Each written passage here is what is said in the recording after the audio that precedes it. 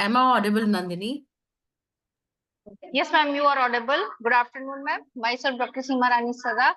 We are just taking the form of permission to start the session.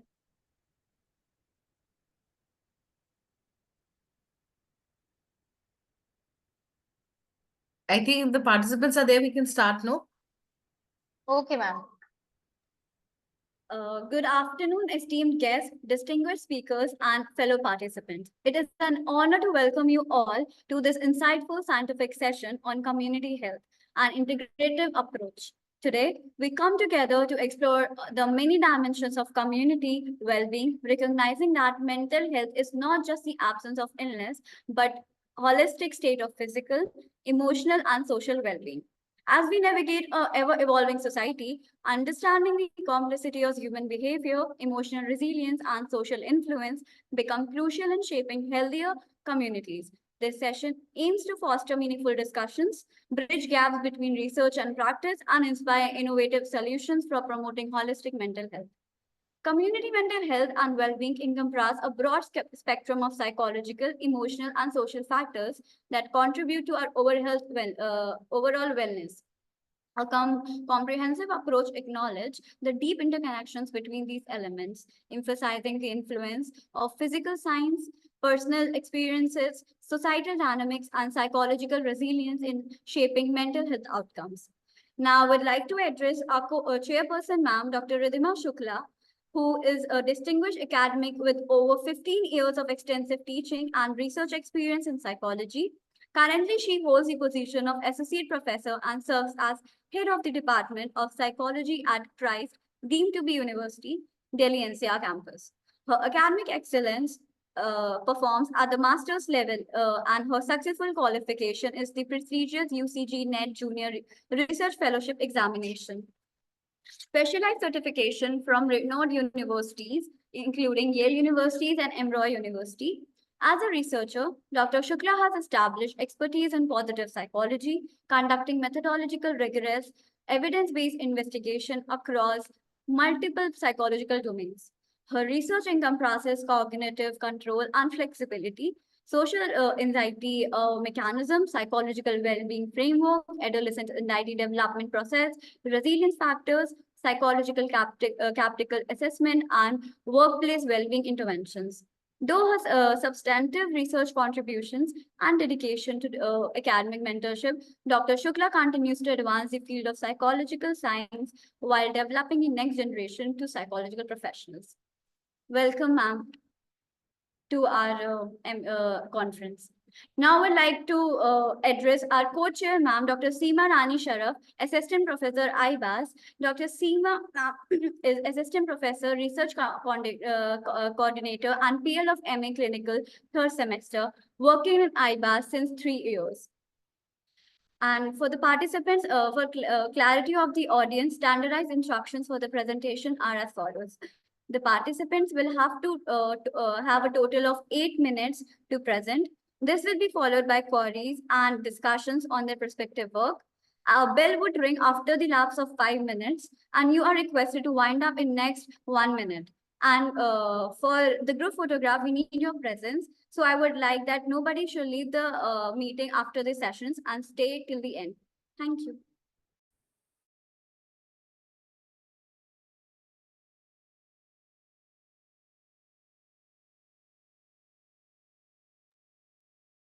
I can't hear Nandini. I think there is a technical glitch there.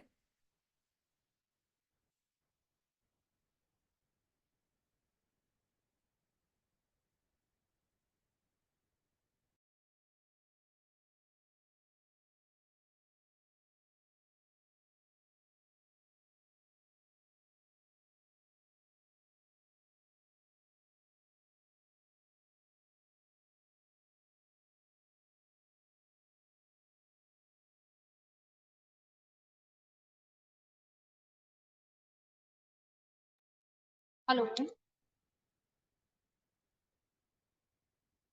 Am I audible? Hello. Yes, Nandini, you are audible but not visible. Ma'am, that is Seema, ma'am, not me. Seema, ma'am Okay. is saying. Ma'am, should we call the participants to present their work? Yes, ma'am, please go ahead. Okay, ma'am. Thank you, ma'am. I would like now to invite the speaker, Diksha Gupta, for the presentation of a paper.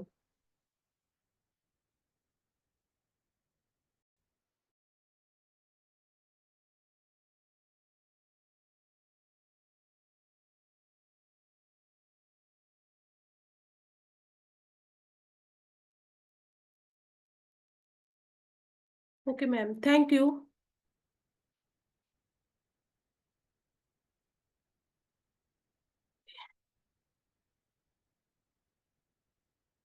Respected professors, good morning to all of you.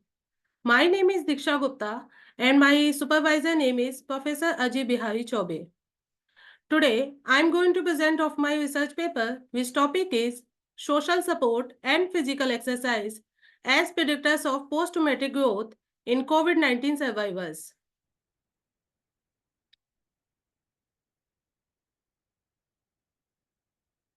Introduction. जैसा कि हम सब लोग जानते हैं कि कोविड-19 का विश्वव्यापी स्तर पर बहुत गहरा असर रहा। ये एक ऐसा ट्रॉमेटिक इवेंट रहा जिसने हमारे डेली हेल्थ ऑब्जेक्टिव्स और ड्रीम्स को बदल करके रख दिया और हमें गहरे ग्रीफ और डिसपेयर के जोन में ले गया। पर ये सब एक शॉर्ट टाइम पीरियड के लिए था और उस समय ऐसी बहुत सी स्टडीज भी हुई थी जिसने इसके नेगेटिव इम्पैक्ट को दिखाया था। But it is equally important to understand how individuals adapt and cope after large scale crisis. और उसके लिए हमें इसके लॉन्ग टर्म इफेक्ट को जानना जरूरी है, क्योंकि आज कोविड-19 को एक बहुत ऐसा हो चुका है और हम इसके लॉन्ग टर्म इफेक्ट को जान सकते हैं। तो इसलिए हमें इसके लॉन्ग टर्म इफेक्ट को जानना जरूरी है और या किसी भी ट्रॉमेटिक इवेंट के लॉन्ग टर्म इफेक्ट क्या हो सकते हैं, इसे हम अगली स्लाइड में समझने की कोशिश करेंगे। Possible long-term outcomes. It can be a negative or positive. Negative के एग्जाम्पल के तौर पे हम समझ सकते हैं पीटीएसडी को एंड प्रोलॉन्ग ग्रीफ डिसऑर्डर को। पीटीएसडी के बारे में तो हम पहले से ही बहुत कुछ जानते हैं, but prolong grief disorder DSM-5-TR 2022 में न्यूली ऐड किया गया इकलौता डिसऑर्डर है, जिसके अंतर्गत यदि व्यक्ति 6 महीने या उससे अधिक के समय तक ग्रीफ के जोन में रहता है और अपने डेली रूटीन वर्क भी प्रॉपर वे में नहीं कर पाता है, तो उसे इस कैटेगरी के अंतर्गत रखा जाता है। वहीं बात की जाए कि क्या एक नेगेटिव इवेंट कुछ पॉजिटिव आउटकम भी दे सकता है, तो इसका जवाब होगा हाँ। और उसके एग्जाम्पल के तौर पे हम समझ सकते हैं पीटीजी यानी पोस्ट ट्रॉमेटिक ग्रोथ को। हमारी स्टडी का भी मेन फोकस इसी पीटीजी यानी पोस्ट ट्रॉमेटिक ग्रोथ की ओर है। तो आइए इसे थोड़ा और डिटेल में जानते हैं। What is post traumatic growth? इस पर सबसे पहले काम टेडेस्की और कार्ल हन ने 1990s के दौर में किया। Post traumatic growth refer to the positive psychological change that can occur in individuals as a result of coping with and processing traumatic or highly challenging life experiences. Positive and negative emotion can occur simultaneously in PTG, which is a complex phenomenon comparable to the idea of psychological or eudaimonic well-being.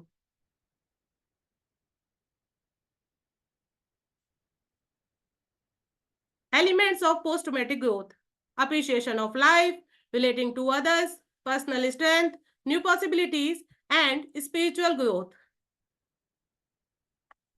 हमने अपनी study में दो तरह के predictive variable लिए हैं। एक लिया है सोशल सपोर्ट, और क्योंकि स्वस्थ शरीर में ही स्वस्थ मस्तिष्क का निवास होता है, इसलिए नेक्स्ट वेरिएबल लिया हमने physical exercise.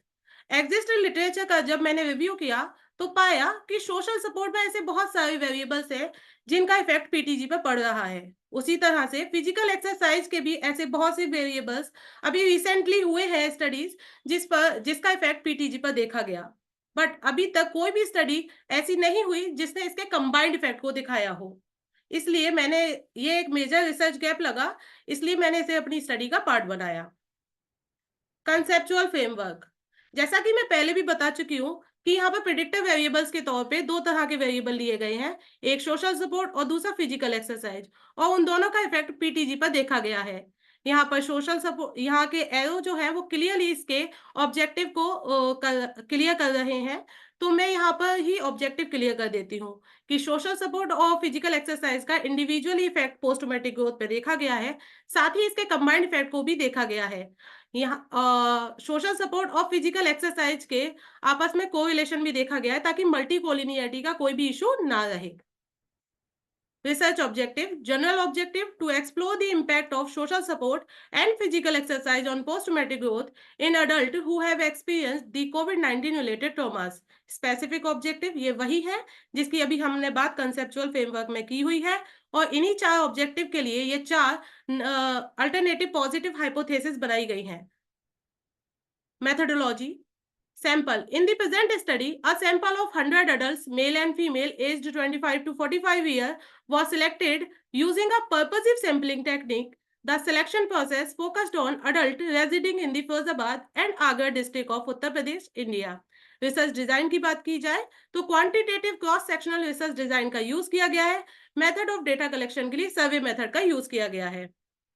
Tools of the study, posttraumatic growth को मेजर करने के लिए टेडेस्की और कालहन द्वारा निर्मित पोस्टमेटिक ग्रोथ इन्वेंटरी का यूज किया गया है। वहीं सोशल सपोर्ट को मेजर करने के लिए जिमेट द्वारा निर्मित मल्टी डायमेंशनल स्केल और पैसिव सोशल सपोर्ट का यूज किया गया है।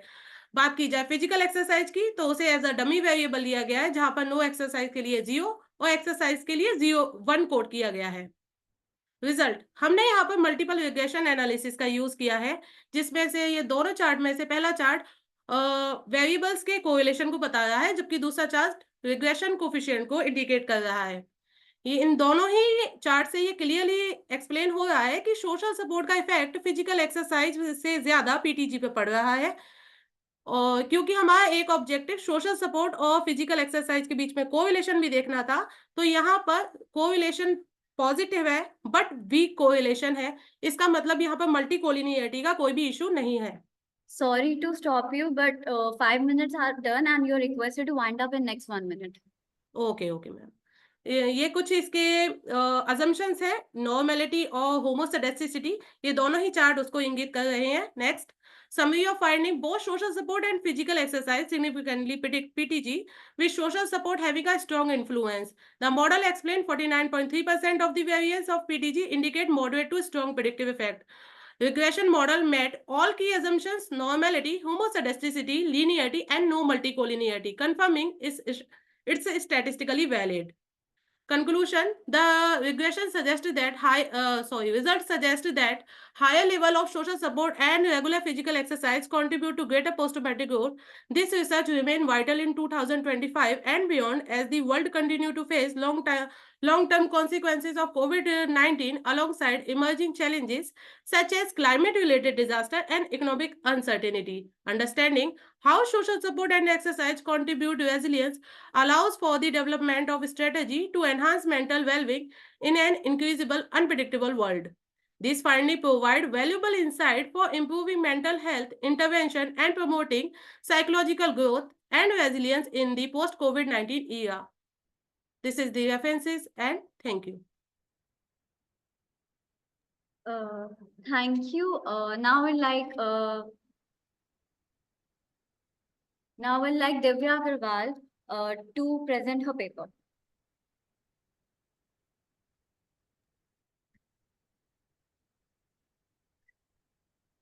Diksha, can I ask you a question? Yes, ma'am, please. Okay. Tell me what prompted you to take up this particular study. जी ma'am. Ma'am Tell me the reason why you did take up this particular study.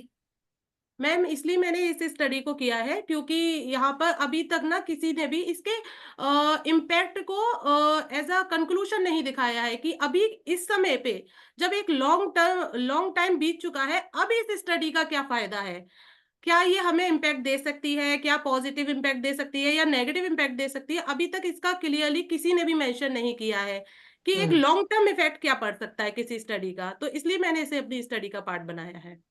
अच्छा, आपने लिया social support और physical exercise. Yes ma'am. इसका कोई theoretical framework है for taking these two variables together?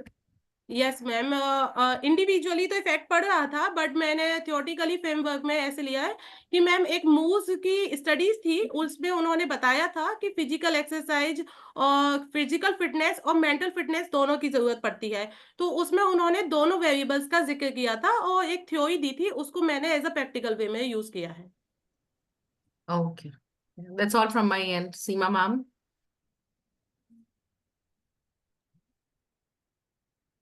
Thank you, Diksha, for this insightful paper presentation. Ma'am, we have less time, so I'm not asking any question. Thank you so much, Diksha. Thank you ma'am, thank you so much.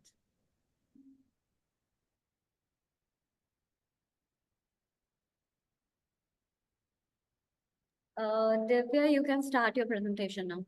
Okay, ma'am. Thank you, ma'am. Good afternoon, everyone. My name is Divya Agrawal. I am currently pursuing PhD from Agra University.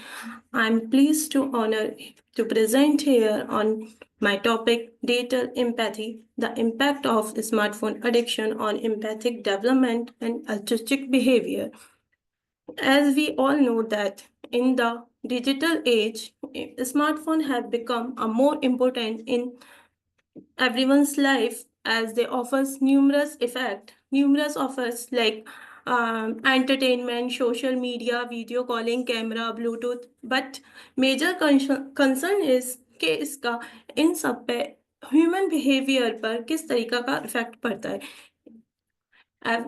मेरी study focus जो करती है वो इन digital Ira में human का behaviour, specially altruism and empathy को measure करने के लिए।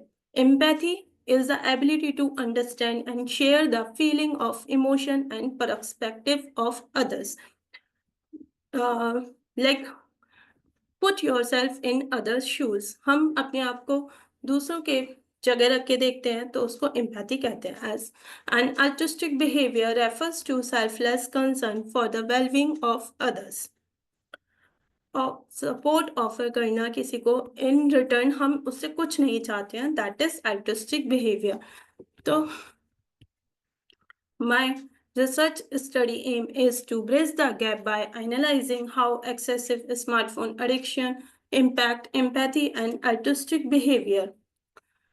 Many studies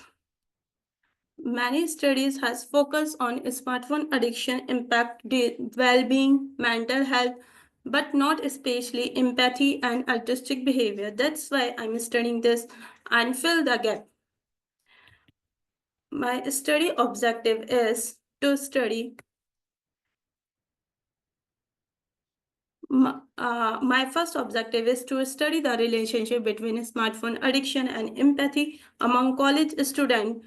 The second objective is to study the relationship between smartphone addiction and artistic behavior, and to study the relationship between empathy and artistic behavior, and to study gender differences in smartphone addiction, empathy, and artistic behavior. As my hypothesis is there will be a significant negative relationship between smartphone addiction, empathy. And my second hypothesis is significant negative relationship between smartphone addiction and artistic behavior among college students. And my next hypothesis is there will be a significant positive relationship between empathy and artistic behavior among college students. And last, there is a significant gender differences in smartphone addiction, empathy, and artistic behavior.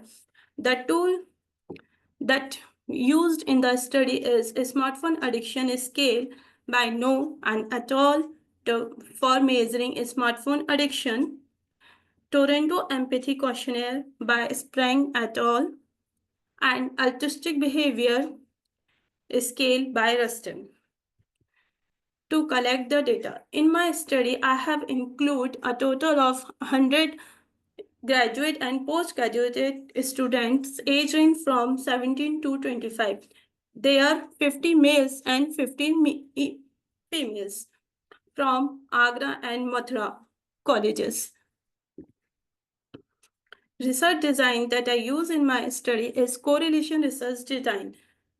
After this, for static analysis, I using SPSS, and applied mean, standard deviation, Pearson product movement correlation, and t-test. The first is relationship between his smartphone addiction and empathy. As my hypothesis is there is a negative relationship between smartphone addiction and empathy. The result is, according to my hypothesis, that smartphone addiction and empathy is negatively correlated. As a smartphone addiction increase, the empathy decrease. They show that excessive use of smartphone addiction reduce the emotional attachment. Next is relationship between smartphone addiction and autistic behavior. As my hypothesis is there is a negative relationship between smartphone addiction and autistic behavior, but my study is contrast. There is a smartphone addiction increase, autistic behavior also increase. As smartphone addiction, Excuse as me. smartphone addiction offers बहुत सारे जो हमें वो offers करता है social media के through हम किसी की हेल्प कर सकते हैं, चैरिटी कर सकते हैं, तो आई थिंक इस वजह से अल्ट्रिस्टिक बिहेवियर भी हमारा स्मार्टफोन की वजह से इंक्रीज हुआ है. 5 minutes are over now. You're requested to wind up. Sorry ma'am. 5 minutes are over now. You're requested to wind up in next 1 minute. Okay ma'am.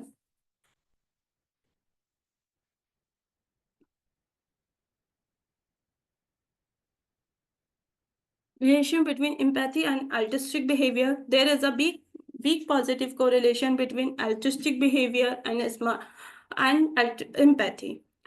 Gender differences, as male has higher smartphone addiction. In empathy, there is female who has higher empathy level. Altruistic behavior, there is no difference between male and female.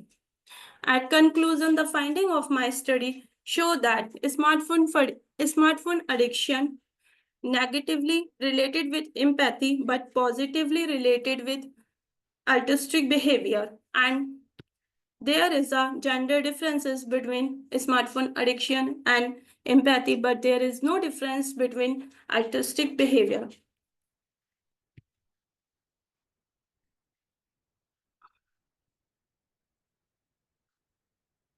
Thank you, ma'am.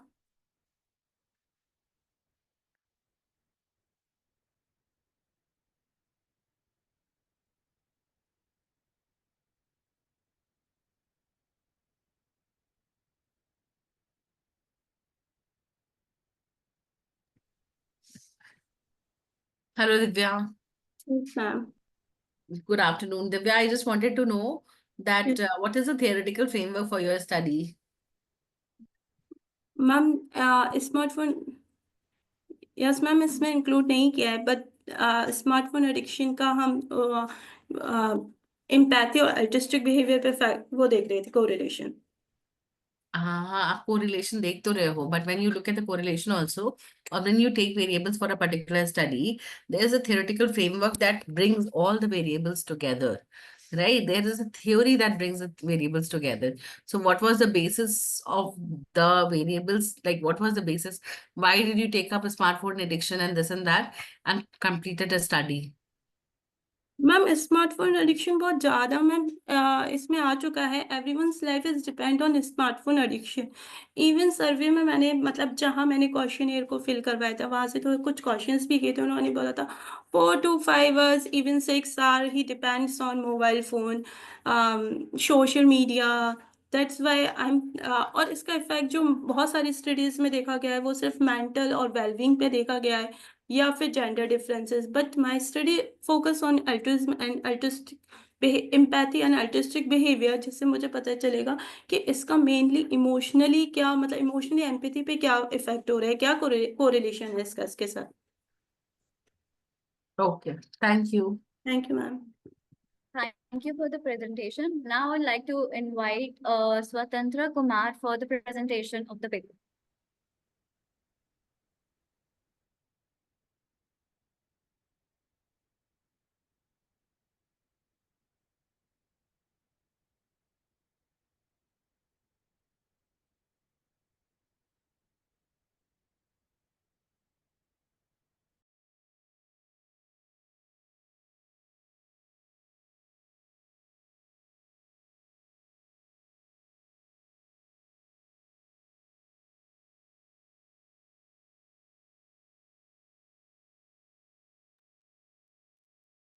Is Swatandra present?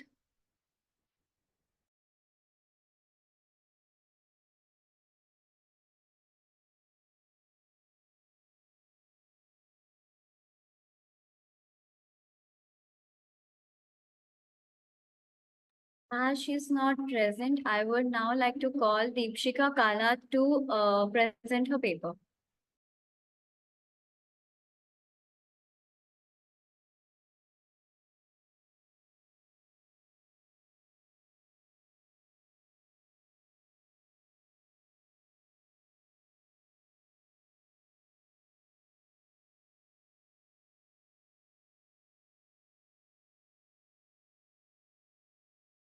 I'm sorry, Deepiksha Kala, can you present your paper now? Sorry, who have already told my issue to somebody or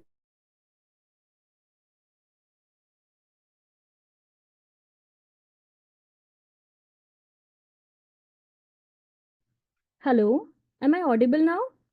Yes, you are audible. Nandini, actually, I told somebody from your committee that my name has been listed wrongly there.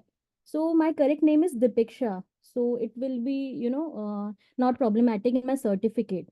Okay, sorry. Yeah, we'll check You this can out. check the spelling from the screen. It's Yeah, okay, sure. DWPISHA.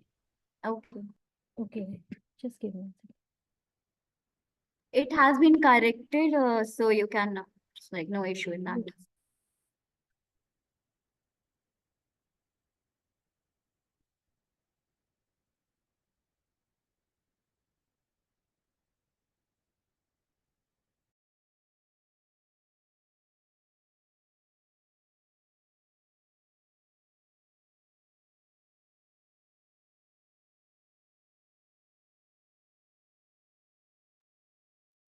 Hello, Dipiksha.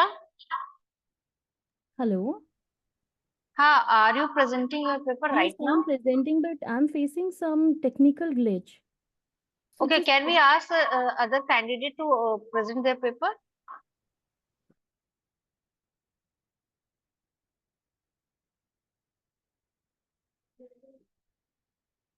Ask next candidate.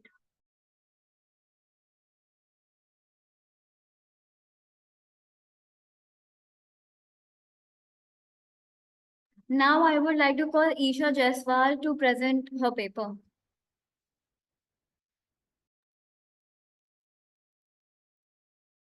Good afternoon, everyone. My name is Isha, and I'll be presenting my paper. I'll share. Okay, my screen. Okay.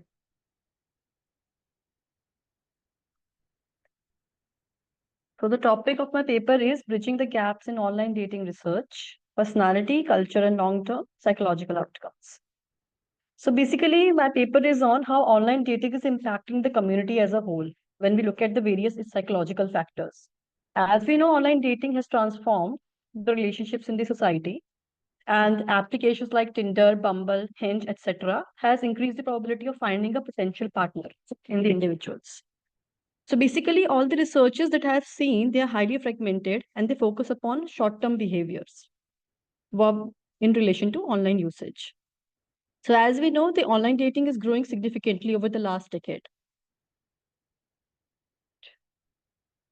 I want to slide show this. And according to some research, most of the US adults have been seen to use online dating, almost 50% of the young adults. So now we have seen a shift from traditional dating to digital matchmaking nowadays. So I'll be referring to three aspects, psychological aspects here. One is personality traits, self-esteem, and body image. So firstly, I'll be just reviewing some of the researches on the personality traits and online dating. Like Romero et al. Has studied online dating aggression in adolescents, and they found that lower conscientiousness and higher impulsivity, they increase the aggression risk due to online dating. Another study by Carpenter et al. Has investigated narcissism and self-esteem in online dating. And they have seen that narcissistic individuals engage more in online dating because they look for more self-validation. In the same way, Sevi et al. Explored sensation-seeking behavior in dating applications. And they have seen that individuals who are highly impulsive, they exhibit compulsive usage of the online sites. In the same way, the other variable I've taken is body image and the online dating. So the researchers have cited, there are a few researchers have cited here, like Bertolli and Watson in 2021, they have examined dating applications and how they're related to body dissatisfaction among individuals. They have found a strong relationship between dating apps and unhealthy weight control behaviors. In the same way, Struble and Petrie has analyzed body dissatisfaction in females who use dating applications. They have found that women experienced increased body satisfaction and they also feel like they are objectified more when they use the online sites. In the same way, there are other studies which have said that due to the swiping behavior of these dating sites, they have increased the social comparison and body dissatisfaction among the individuals. Now, when we talk about self-esteem in online dating, some studies have found that they have focused more upon the negative aspect of self-esteem, that how self-esteem is always reduced due to usage of the online dating applications. Like Sumter et al. Have stated that Tinder users report self-esteem variations based on the number of matches they make. So they relate their self-esteem with the number of matches they have. Another study by Ellison et al., we can see that they have also researched the online dating success and self-esteem. They have perceived that when a person uses the online applications, sometimes it can also result in the boosting up of the confidence of an individual. So here I would like to just address to some of the research gaps which I have found. Firstly, I'll talk about personality traits and online dating. So basically, in existing research, we have seen that mostly cross-sectional designs were used as compared to long-term insights. We don't know that how does personality traits develop with the passage of time or change with the passage of time due to usage of these sites. And there will be limited focus on looking at how your satisfaction is influenced by the personality traits while they use the online dating sites. Excuse We me, talk about the time is yes. done. You are requested to wind up in 1 minute. I'm just finding out. I'm just referring to 2-3 research gaps. In the same way, you can look at the body image in online dating. Mostly population, which they have studies, the studies are basically based upon the Western perspective more, and less studies are conducted in the Indian context. So I think so this is the research gap in body image. And also some of the communities are less represented. Also in terms of self-esteem, also I told you that most of the studies have negative impact of these sites on self-esteem. We can also focus upon how these sites can help in confidence building of the individuals. So I would also like to talk about culture because I think so that these variables can vary according to culture and the body image and self-esteem issues, they can vary from one culture to another. So it is a very important aspect. So here the role of community comes in. Thank you so much.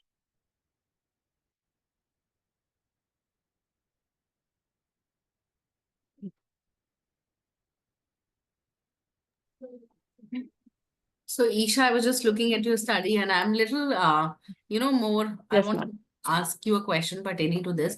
See, personality is a very vast term.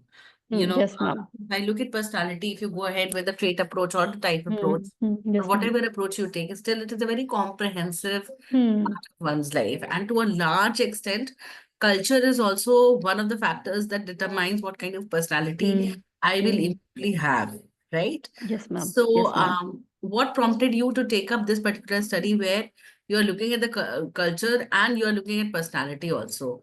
In what capacity or in what ways do you think that these will have long-term psychological outcomes in terms of Ma'am, online dating?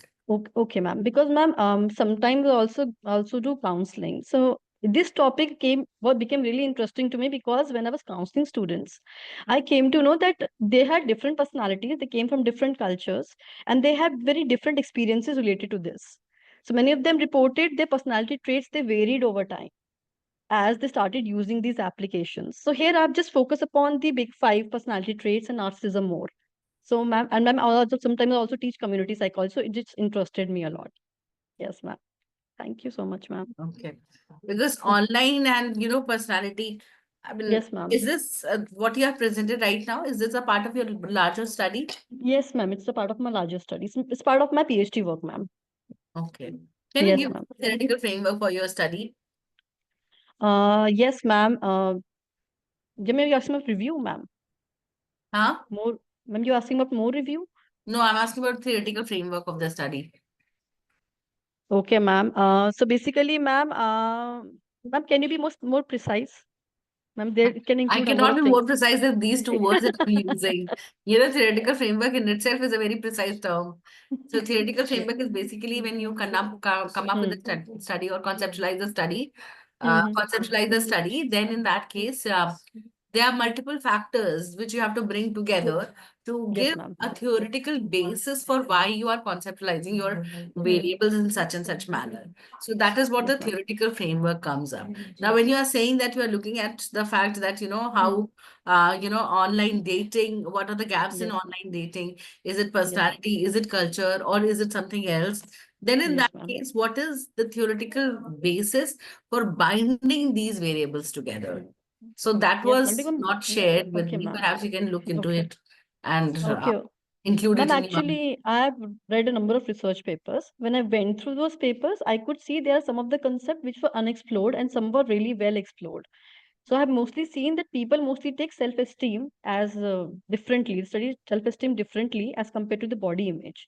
They're not able to relate personality with these two factors. I've seen that body image and personality are less related in most of the studies. So that's why it intrigued me to I should just look upon these topics. Yeah, but I think personality, and if you look at the Yes, ma'am. former conceptualizations of personality, body image was someone or somewhere already there. Sanguine personality, Yes, when we ma'am. talk about that, Hmm. something is related. The body structure would be of so and so types. So that is Yes, there. So ma'am. perhaps, I mean, just look around once again and Yes, ma'am. Yes, I will do that, surely. Thank you so much, ma'am. Thank you so much. There is a instruction. Due to the time constraint, I would like that participant to wind up the presentation within 5 minutes. And now maybe, I would like yeah. to, Nandini, shall I share now? yes, you can start now. Okay, thank you.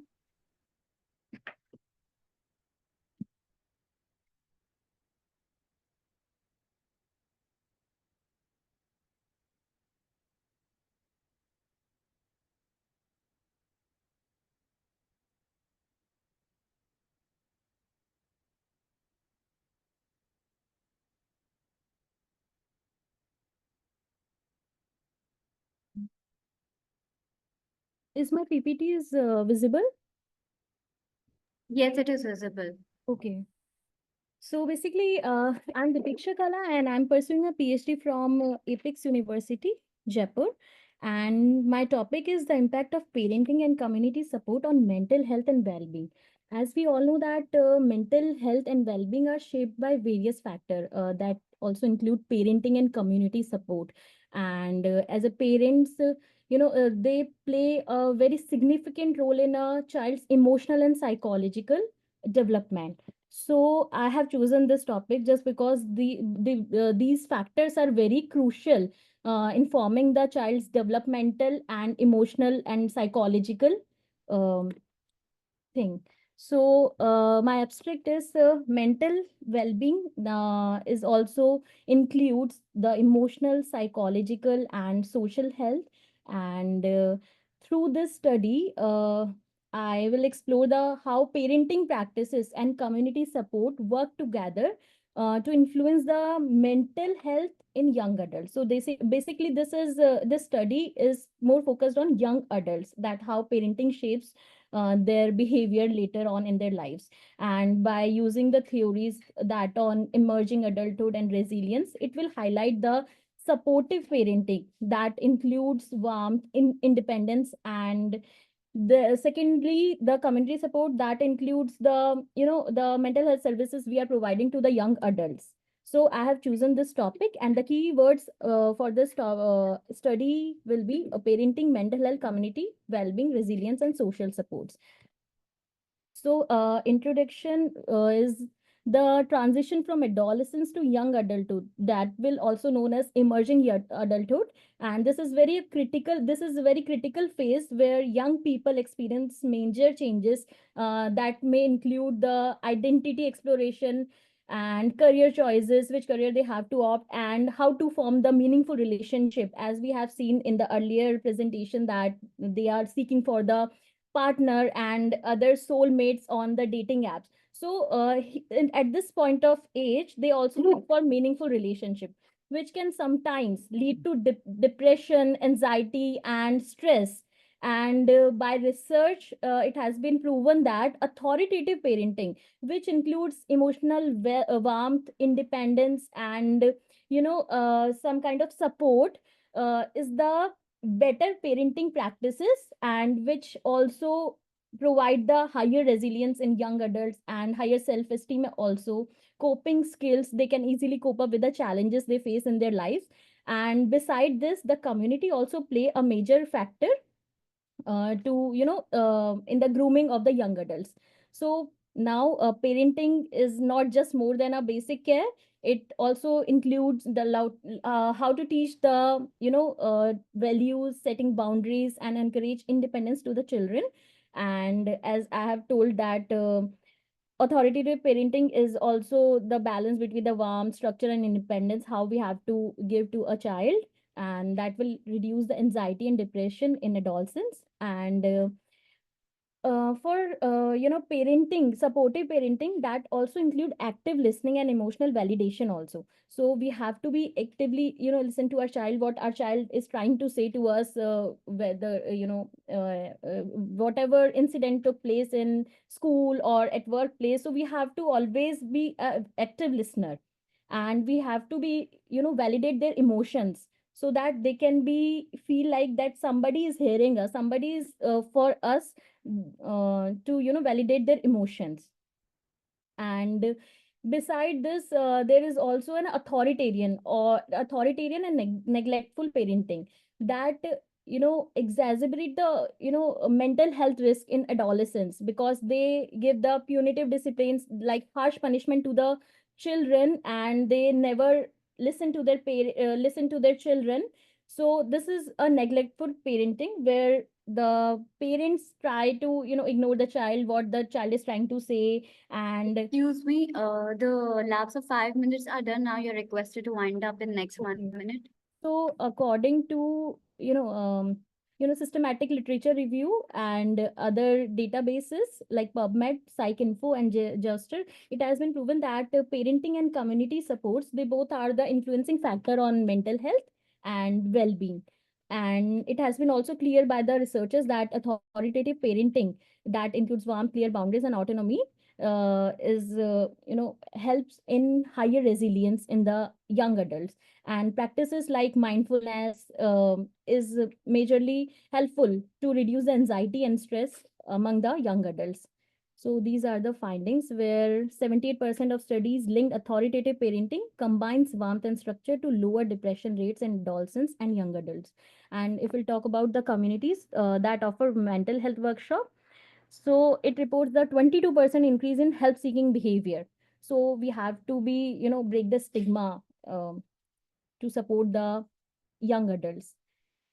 So the relationship between parenting and community supports reflect the core principle that Bron Fenbrenner's also proven the theory of ecological theory, where he has told us that there is our inner self is connected to the environment.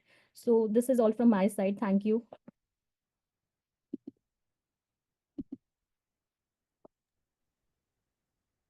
Deepiksha, that was a comprehensive presentation that you made. But I was just wondering right now that you have done a systematic literature review, right? Yes, ma'am. So did you use Prisma model or Pico model? Which model have you used for, the selection of the studies? Ma'am, actually, this is not completely my research topic. So I just only want to present a paper here so that I'll get the certification. So what I have chosen for the, study, that is Hmm. completely a different paper, what I have chosen, and where I have mentioned the research methodology and other models. So this is completely basically based on literature review. So that is what I'm asking. When you do a systematic literature review, there's a proper method that you follow, no? Yes, ma'am. You follow a Prisma model, you follow a Pico model. There are other models also that you have. So which model do you follow for systematic literature review? Ma'am, basically it's not completely a Prisma model, but yeah, somehow I have chosen the Prisma systematic review. where the authors provided the what they have facilitated in their studies, and like completely transparent and complete. Deepisha, your video is not visible to me. Ma'am, actually, I'm at workplace, and due to some compliance issue, I'm not able to, turn on my camera. So this is the issue. Okay. Yes, ma'am. Okay. Any which ways, I was just looking at the papers that you have presented right now. So when you take up community psychology support and when you take up parenting, there's one more concept of positive youth development which is there, which somehow encompasses both the areas. So you never thought of taking that up? Ma'am, positive youth development is, very important to take in this study, because it is basically on parenting and how the youth is developing, like their strength and positive outcome they are facing due to the role of community support. So I will include this also. You have suggested me the youth development, so I will include in my study. Thank you. And Deepiksha, whenever you are presenting, you don't say it like that, that this is not my piece of work. Whatever you are presenting, it's your piece of work only. Yes, ma'am. Yeah, okay. Thank you. Thank you so much for the presentation. Now I would like to invite Janki Kumari for the presentation of a paper.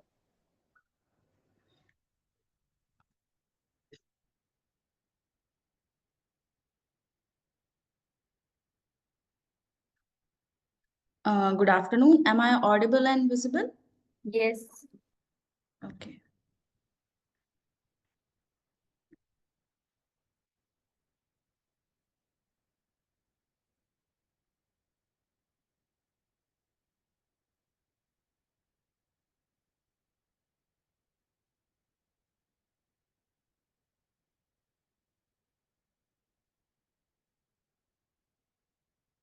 My name is Janki, and I'll be presenting my paper on exploring the role of dark triads in organizational citizenship behavior, implications for community health.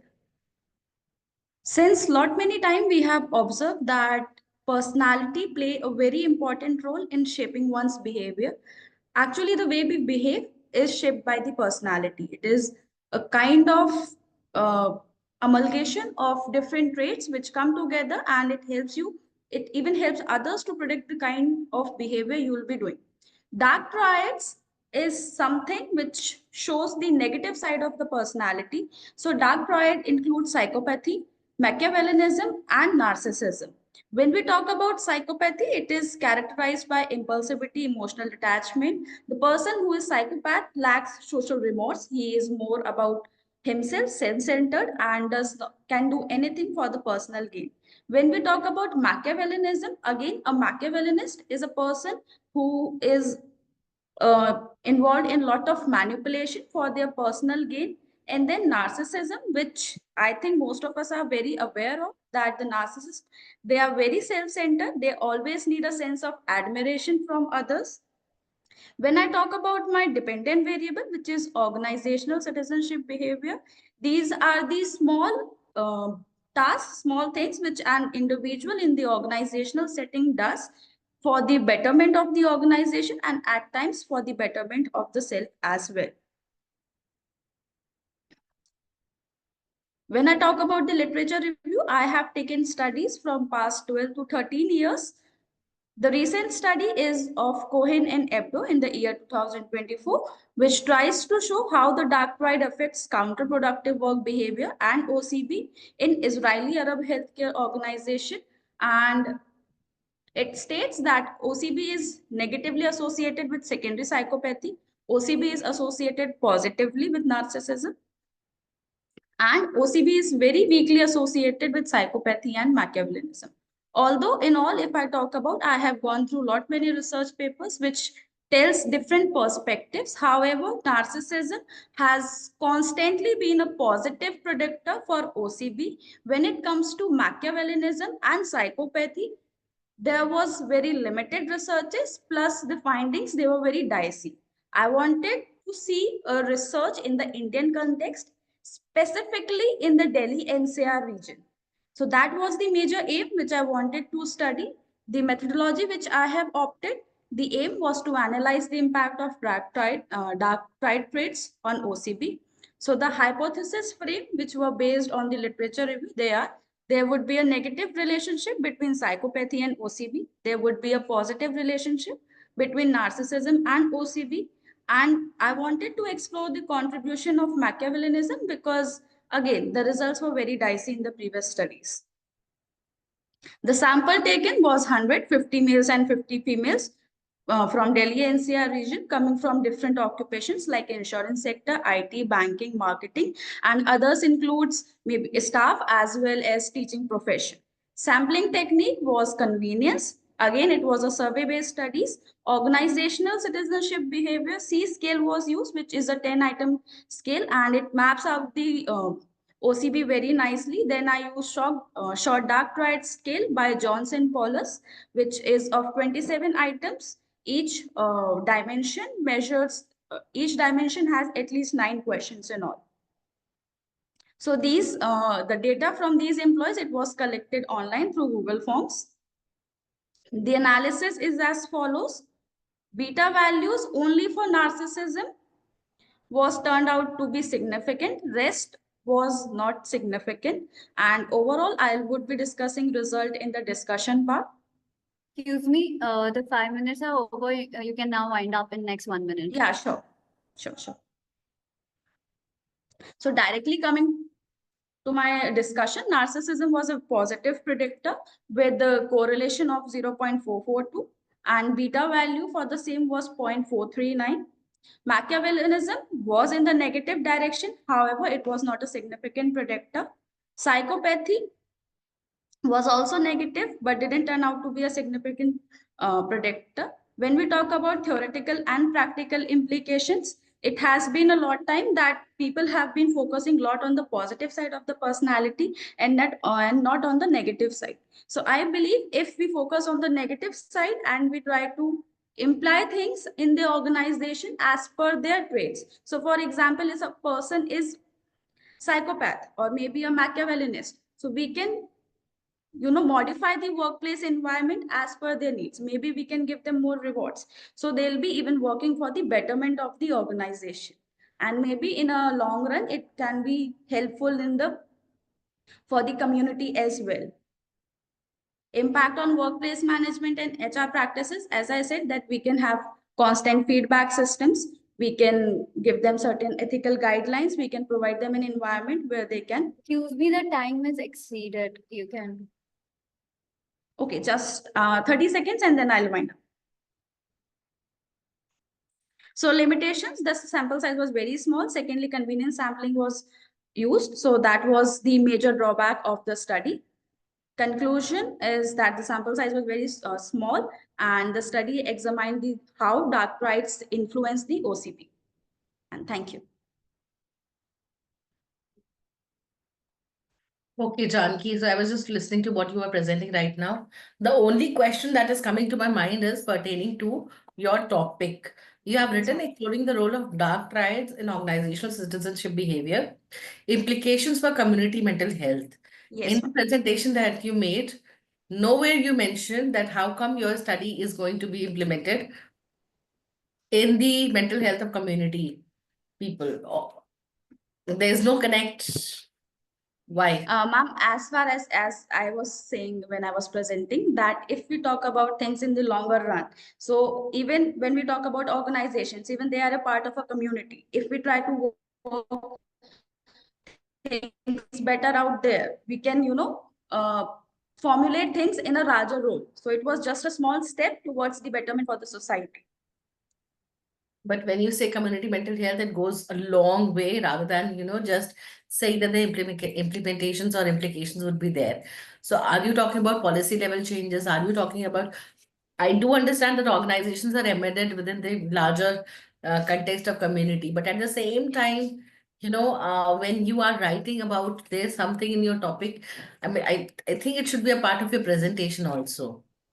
I'll take care of that, ma'am. Yeah, Next that time. is my only submission to you. Thank you. Okay. Yeah. Thank you, ma'am.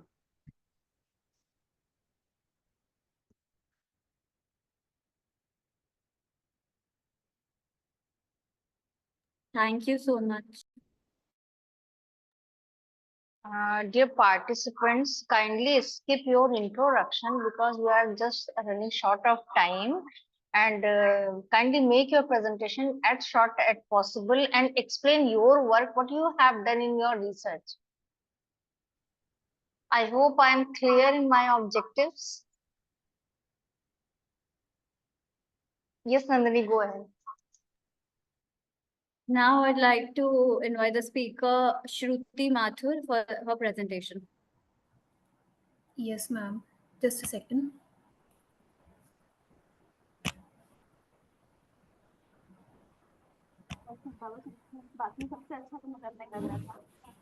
Ma'am, is my screen visible? Yes. Yes, it is. Please go ahead. Am I visible? Ma'am, it was a small step to work for a larger cause. She was like, Yes, ma'am. May I start? Janki, I think your mic is open.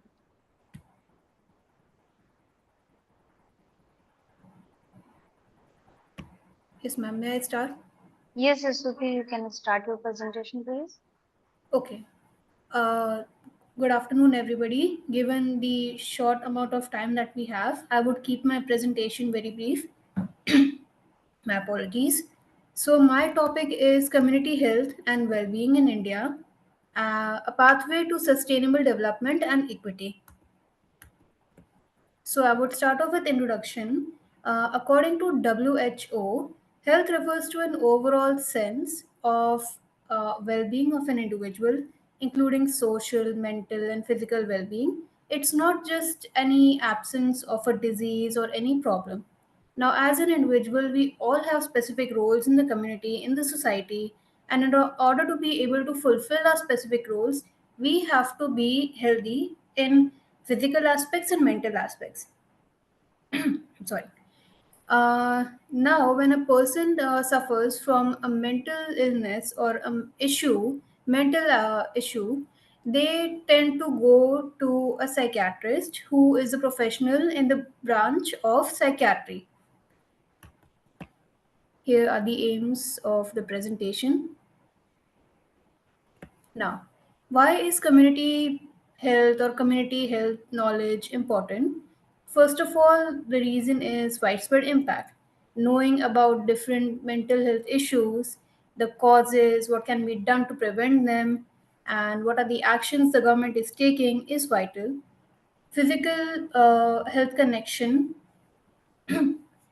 our mental health and physical health are connected. For example, if a person is suffering from anxiety, depression, their physical health might start to deteriorate. Perhaps issues like sleep disturbances or weakness and so on, and it will affect their ability to fulfill their duty in the community. Then we have stigma reduction. In a country like India, as we all know, there's a lot of stigma surrounding mental health, especially in the rural area. People do not know how to address their concerns, let alone go and seek help when required. Prevention and early intervention. In order for this to be efficient, the person first has requires to be aware, requires enough knowledge that yes, I need help, I'm suffering, I need to go. When a person does have this knowledge and they go to the professional, they can detect the illness that they are having and it can be treated or it, it can be prevented. Work and education. We all must have heard this saying, healthy mind is equal to a healthy body. And when a person is healthy, they even if they don't have any mental illnesses, physical illnesses, they will be able to perform their work or their duties efficiently. Community and support. In urban areas, people have somewhat of a social circle they can rely on. They can go to them to seek support, that I need to speak to someone. But in rural areas, that is not the case. They do not have anyone to go to. Here are some research methods used. First of all, we have epidemiological studies done on mental health prevalence. In this, we can include global burden of disease, which mainly talks about how 264 million people, or over 80 to 90% of the global population, is suffering from conditions like depression, anxiety, or schizophrenia. how majority of the population suffers from depression alone. Then we have biological and neurochemical research, which includes factors such as studies on the neurotransmitters like serotonin, dopamine, glutamate, their role in conditions, mental illnesses. Then the brain imaging techniques, magnetic MRIs, PET scans. Then we have cognitive and behavioral therapies. We all know what CBT refers Shruti, to. kindly bind up your work within 1 minute. Oh, yes, yes. Okay. We have CBT, we have learned helplessness, which is a sense of I can't do it, it's pointless.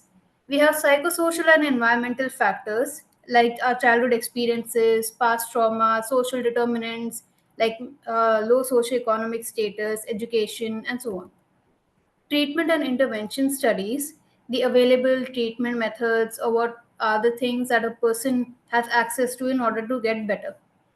Mental health stigma and awareness, lack of knowledge and awareness, taboos regarding mental health.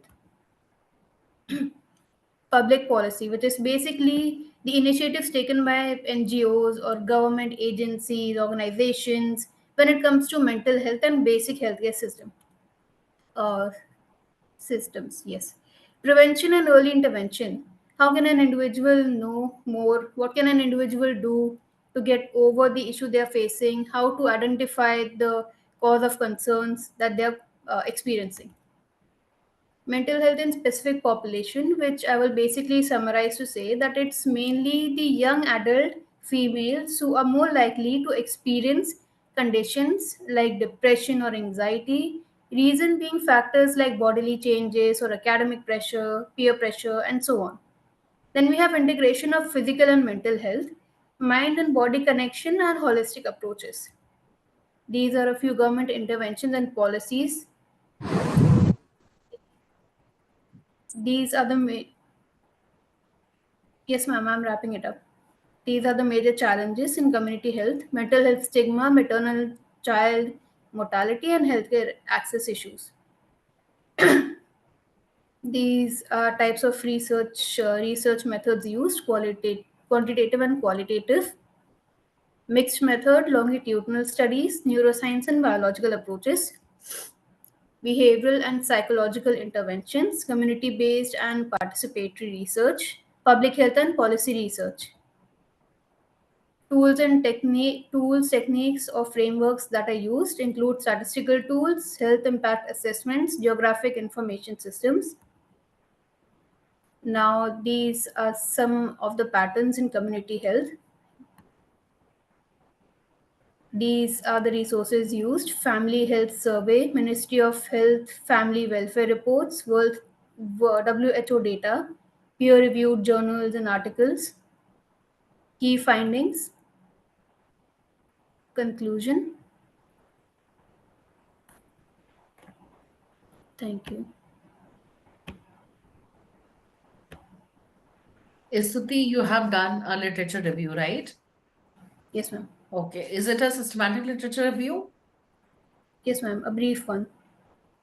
I fail to understand the concept of brief systematic literature review. Yes, ma'am. It's a literature review. It's a literature review. You have not followed any frameworks, right? Well, ma'am, the main aim behind this topic or presentation was that I feel like there are certain factors that we all don't focus on I'm sorry, regarding healthcare system, mental health, and how we all as professionals should at least have a bit more knowledge Mm-hmm. about these so that we can help people. Okay. Okay. So you have That's done a narrative literature review. Okay. Is it a part of your bigger thesis? No, ma'am. No. I'm not pursuing PhD or any thesis as of now, so no.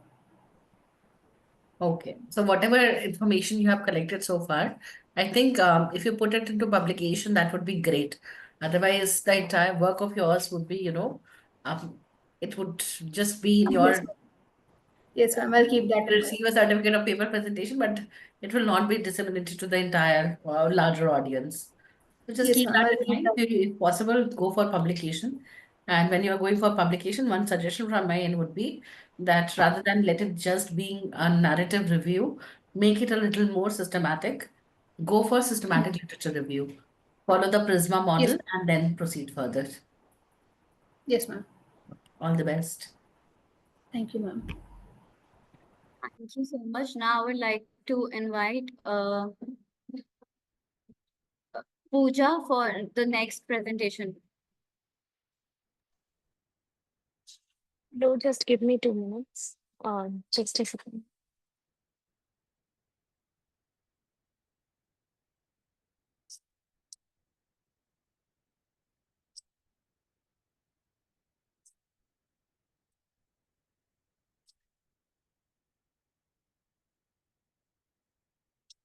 Um,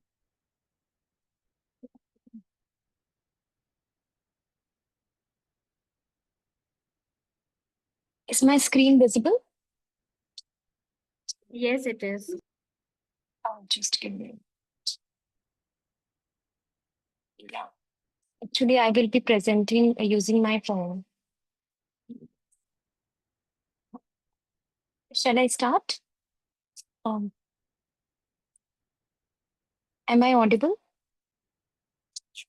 Hello. You are audible, Pooja. Yes, you are Okay. audible, Yes. Pooja. Yes. Very But good afternoon, there is, everyone. listen, please. There is an icon on your screen that is coming up and which is Okay. blocking some part of the PPT, I Okay. guess. Yeah, it's Yeah, fine it's now. fine. Okay, okay. Yes, please go Very good ahead. afternoon, everyone. I'm Pooja. I'm PhD research scholar from Dr. Bhimrao Ambedkar University, and I will be presenting with my supervisor, Dr. Aisha Begum ma'am. She's an assistant professor. So, my topic is the impact of AI on idealized body image, a community context. So first of all, I'll start with a brief introduction. So the rise of, as we know, the rise of artificial intelligence has significantly influenced Excuse me, digit. Yes, Pooja, can you on your video? Ma'am actually वो phone से present करते हैं तो वो video automatically off हो जाता है. And who is presenting the paper? Ma'am I am Puja.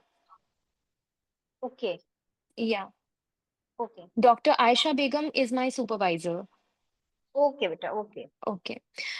So introduction. In the era of social media and AI tool expose individual to idealized body image influenced by logistic biases, often setting unrealistic beauty standards. And as we see deepfakes and AI manipulations these days, which contributes to misleading portrayals, potential criminal activity starts to happen.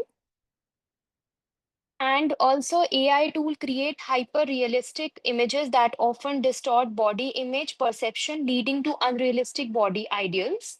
So this presentation explores how AI driven images impact body image and the role of community support in mitigating these effects.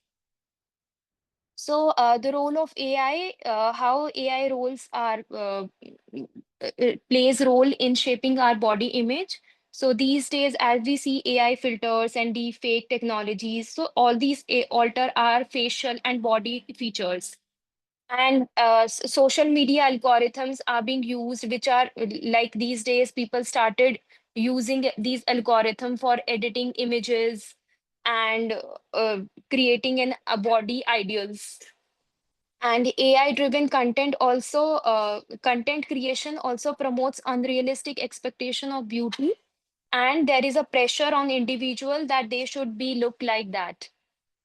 And another is psychological impact of AI imaginary. So it highly affects our mental health, and exposure to AI manipulation can lead to body dissatisfaction, increased comparison with idealized images, reduced self-esteem, and also there is a high risk of anxiety and depression within people. And there were several studies which are being done. So a study by Parlow, 2014, it says that artificial intelligence has significantly altered the digital landscape, especially in the realm of social media and image-based content.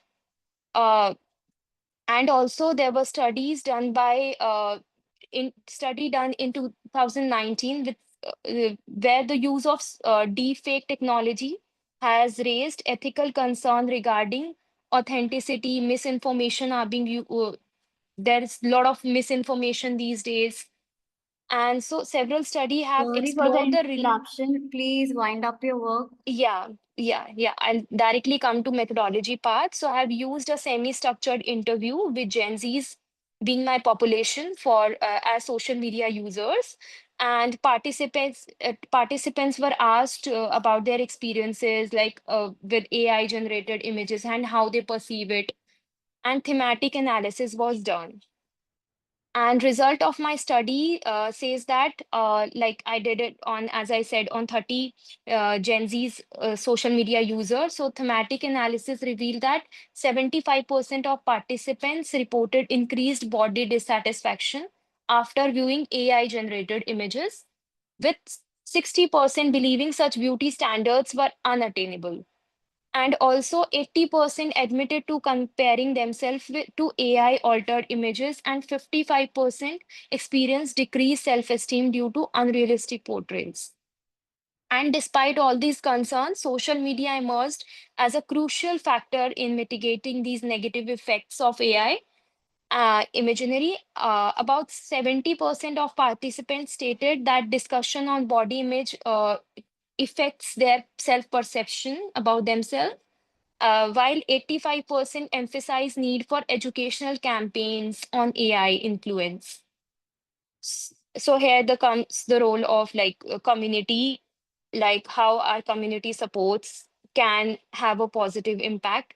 And 65% supported stronger AI regulation. And this discussion part. So finding indicates that AI generated images significantly influence self-perception, particularly among social media users exposed to idealized body norms. And also there was some studies done which says that as the social media, as we are more digital and being into social media, so it increased body dissatisfaction, especially among among women's.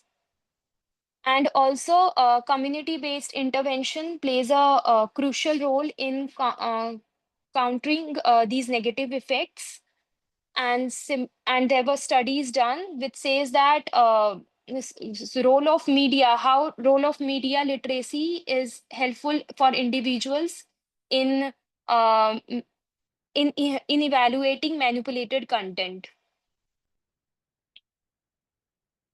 From a policy perspective, AI generated content, particularly, am I audible? Yes, particular deepfakes can mitigate their misuse, suggesting, like a study suggests that, am I audible? Yes. Hello? Yes. Yeah. Study says suggests that implementing transparency measures such as labeling, Please, like can you the wind up like yeah fast? yeah.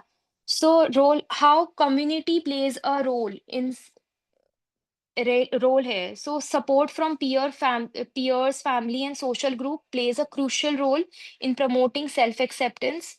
Also, community initiatives can also plays a major role in terms of positive body image discussions are crucial.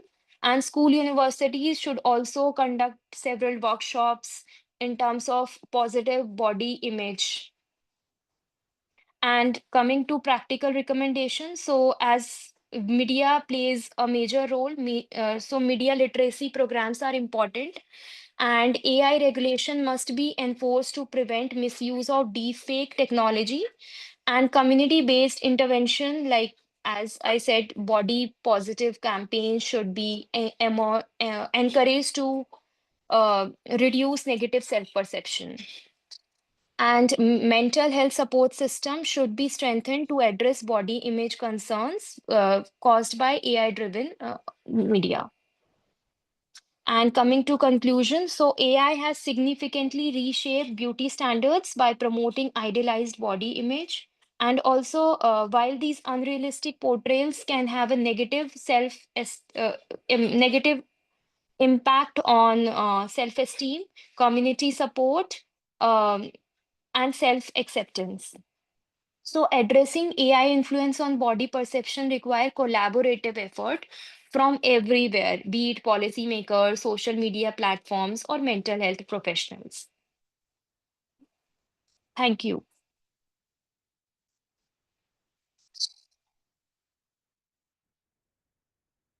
Just um,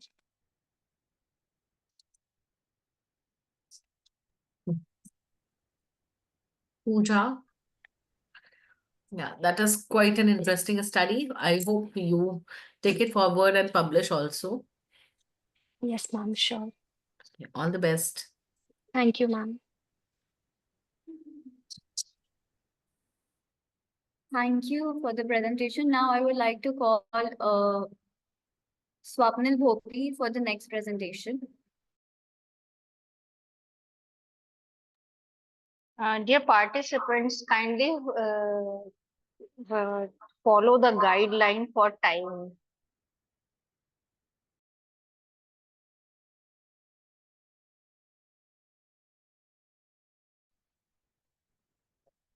Hello, good evening, everyone.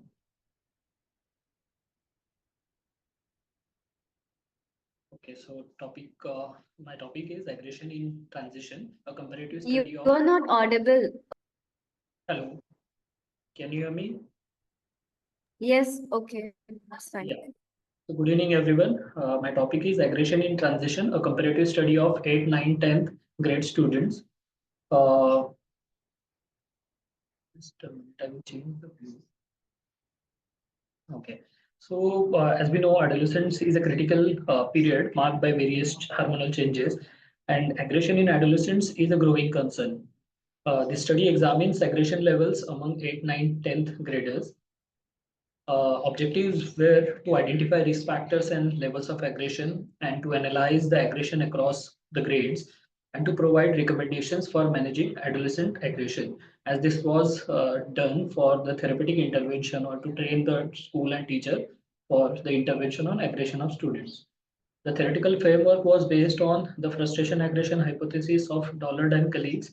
Basically, it stated that frustration always arises from goal-directed when the goal-directed behavior is blocked, which further leads to aggression. And it suggests that aggression is always result of frustration. And then it was also based on Erickson's psychosocial development theory, which was published in 1950. It focuses mostly on adolescent age वाला जो problem है identity versus role confusion, in which the virtue is fidelity.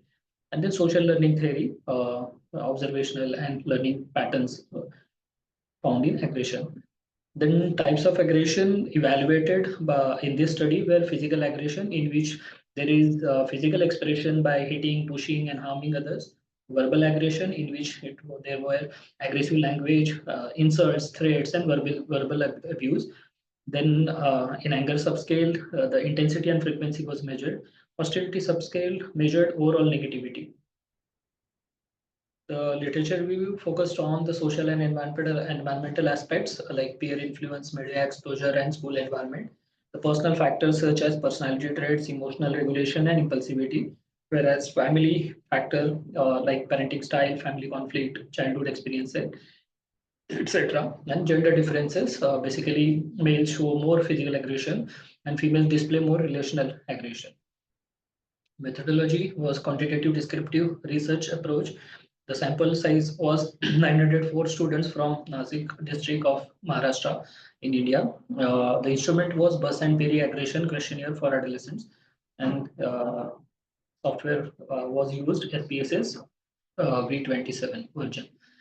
The results and descriptive statistics indicated that 9th and 10th graders exhibited higher aggression than 8th standards. The physical aggression was highest, followed by verbal, then hostility and general anger. These are the findings. This is mean. So this is the mean difference from the data collected. Like you can see on physical aggression, 204 students scored average. High scorers were 82 and low scorers were 39. But you can see other students scored low, like the number of students were low on verbal aggression, generalized anger, and hostility. This is for 8th, but in 9th we can see it was higher.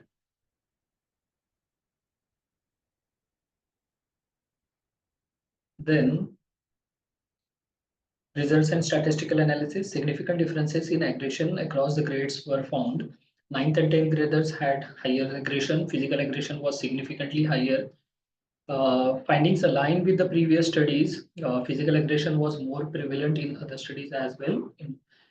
Same was found in this study. Social, familial, and environmental factors influenced aggression Sorry implication. for the interruption. Can you please wind up your work? Sure, yeah. So counseling and mental health services were needed. Mindfulness techniques should be implemented in school. Parental involvement found to be crucial. This sample has this data has limitation because it was collected only from Nasik, and self-reported data may introduce biases. Conclusion: aggression varies across grades. School parents and policymakers must collaborate to intervene for this. Future research should explore the intervention effectiveness. These were the references. Thank you so much. Thank you, everyone. Okay, Swapnil, you have calculated the mean and standard deviation for the aggression scores across the 3 grade students, that are the 8th, 9th, and 10th graders. Did you not run any kind of comparative analysis? Not yet, ma'am. We are most focused on intervention part, but yeah, we are interested in doing that.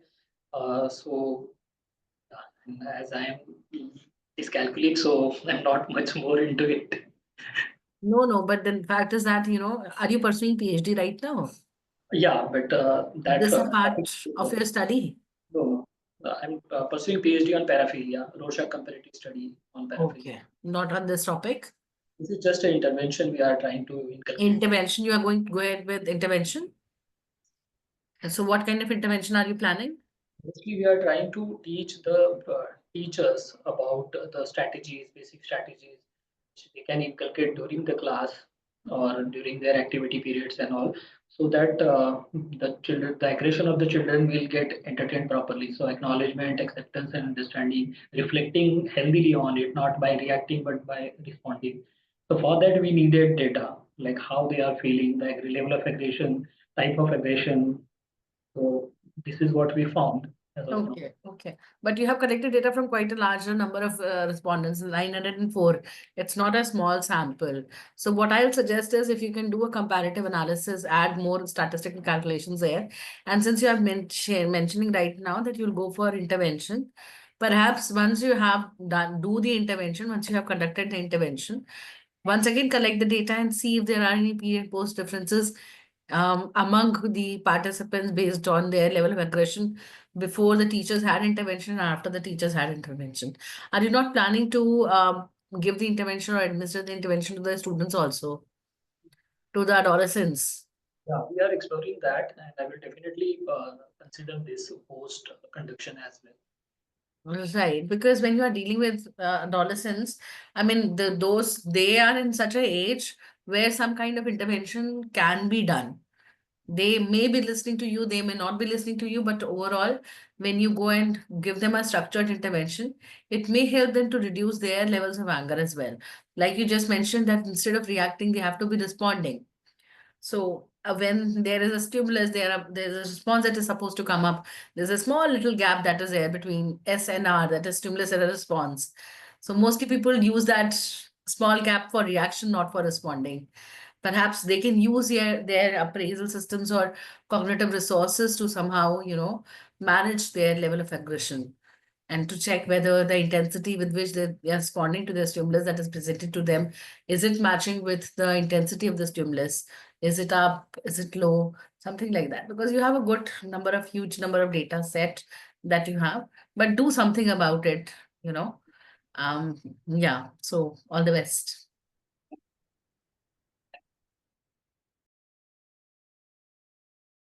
Thank you so much. Now I would like to invite Soumya for the presentation of her paper.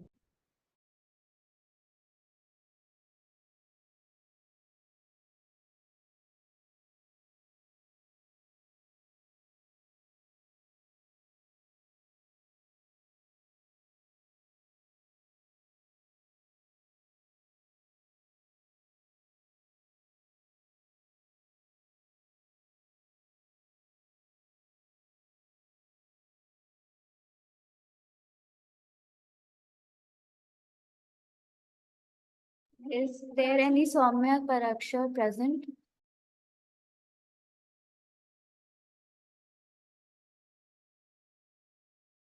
As she is not present right now, I would like to call Srinidhi for the presentation. Good afternoon, everyone. Am I audible and visible? Yes, you are.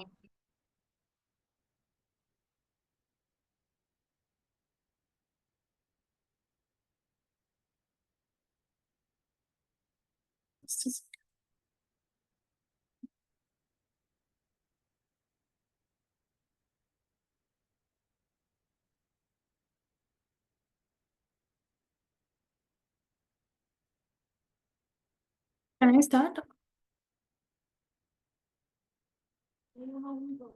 Yes, Srinidhi, you can start your presentation, Sorry, please. thank you. Good afternoon, everyone. I'm Srinidhi Nemikanti from Aurora's Degree and PG College. The topic I have chosen is Integral Conflict and Life Satisfaction, a study on psychological well-being. I would like to first briefly describe what my variables are, what the key aspects of my study are. The interrole conflict actually is the extent to which the demands of one role interfere with the ability to fulfill the demands of another role. Life satisfaction is a judgmental process in which an individual assesses their own life based on their own unique set of criteria. Psychological well being, as we all know, is a multidimensional construct which encompasses an individual's overall happiness, satisfaction with life, and mental and emotional health. Coming to the rationale, I have actually conducted a study on 507 people on interrole conflict and life satisfaction. As per the studies displayed on my screen, these both variables, which are life satisfaction and interrole conflict, have a negative correlation. However, a sample of 90 individuals showed a contrary results to the expected results. So these 90 people had high levels of both interrole conflict and also life satisfaction. So the aim of my present study is to examine what could be the theoretical reasons for them having high levels of both interrole conflict and life satisfaction, and also I try to find out if there are any gender differences in the levels of life satisfaction and interrole conflict. Coming to the measures that I've used, work family conflict scale and family work conflict scale and life satisfaction scale. The hypothesis of my current study is that gender contributes to maintain high levels of life satisfaction in individuals experiencing high levels of interrole conflict. So coming to the results, these are the main standard deviation t values of both male and female in interrole conflict and life satisfaction. I would discuss my results. But these are the tables and graphs. Coming to the findings, the present study did not found no gender difference in the levels of interrole conflict and life satisfaction in men and women.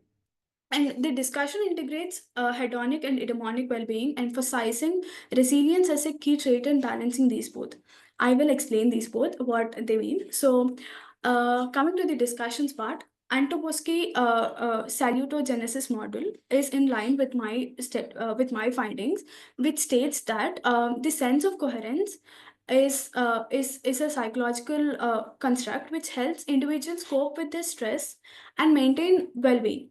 So, irrespective of me being a male or a female, this model suggests that people can develop a strong sense of coherence, which helps them handle their stress and also to navigate the stresses of their life. This model does not suggest that people overlook or overshadow or avoid their stress, but it only suggests that people do identify their stresses or their conflicts as big things, but it is all about managing that stress and having a life and having higher levels of life satisfaction despite having higher levels of conflict. So me, despite having higher levels of conflicts, would still have good amount of life satisfaction if I am able to manage my stress.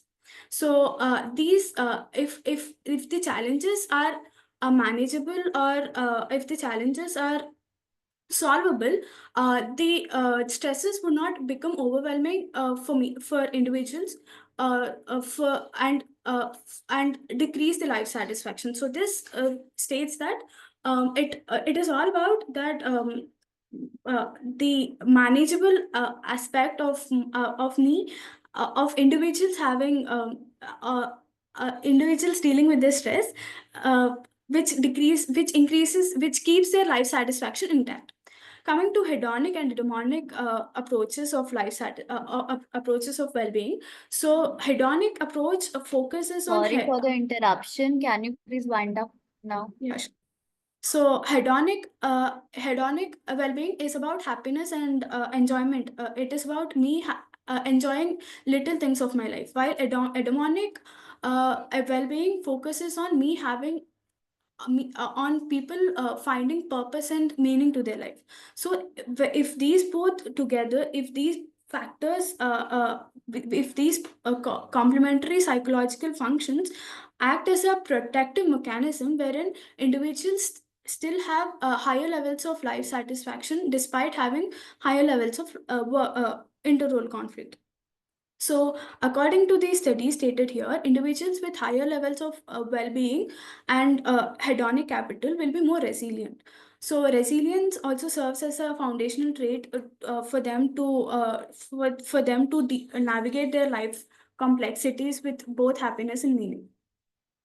The findings of my study contribute in understanding the role of personal and social factors in work-life dynamics. No significant gender differences which were found out in my study indicate that gender roles wherein female caregiving roles or male breadwinner roles are diminishing and egalitarian roles are evolving in the societies, and providing insights into how individuals can balance both areas of work and family while keeping their happinesses and satisfaction with their life intact is another meaningful insight. And further studies can be done by statistically validating as to how these hedonic and demonic well-beings buffer the inter-role conflict. Thank you.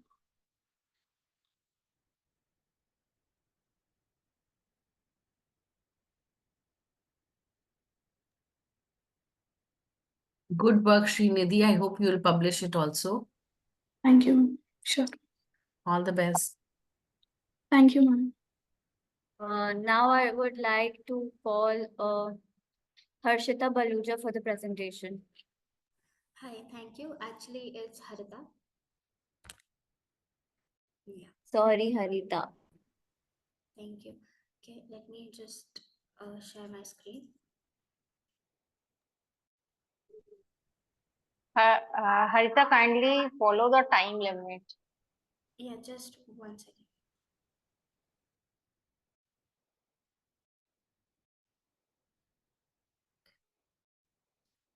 Yeah. Please confirm that the screen is visible.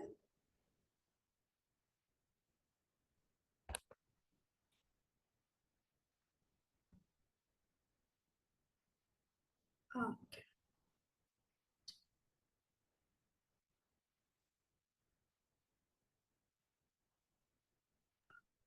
Your screen is not visible yet. 1 second. Siddharth, you can stop screen sharing. I'll do it.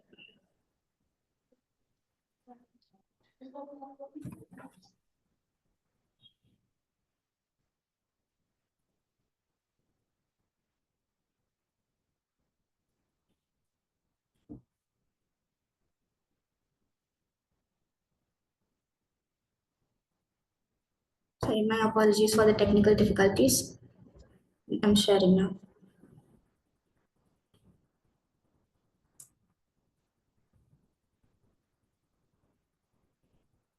Hi, is this visible?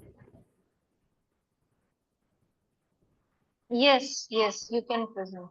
Okay, thank you. Good evening, everyone. My name is Harita, and I'm a student in Christ University, Yashwantpur. Today, I'm accompanied by all of my co-authors as well as my supervisor, Dr. Kamathinu UK. And the topic of our study is assessing sleep quality in the digital age, the effects of phone addiction and student stress across university students in Bangalore. So, as we move on to the introduction, you might have noticed within our title that the three variables we are looking at in our study are sleep quality, phone addiction, which will here on be called as nomophobia, as well as student stress. All of these variables are taken into consideration, keeping in mind that all these variables impact university students individually and together in varied aspects of daily life.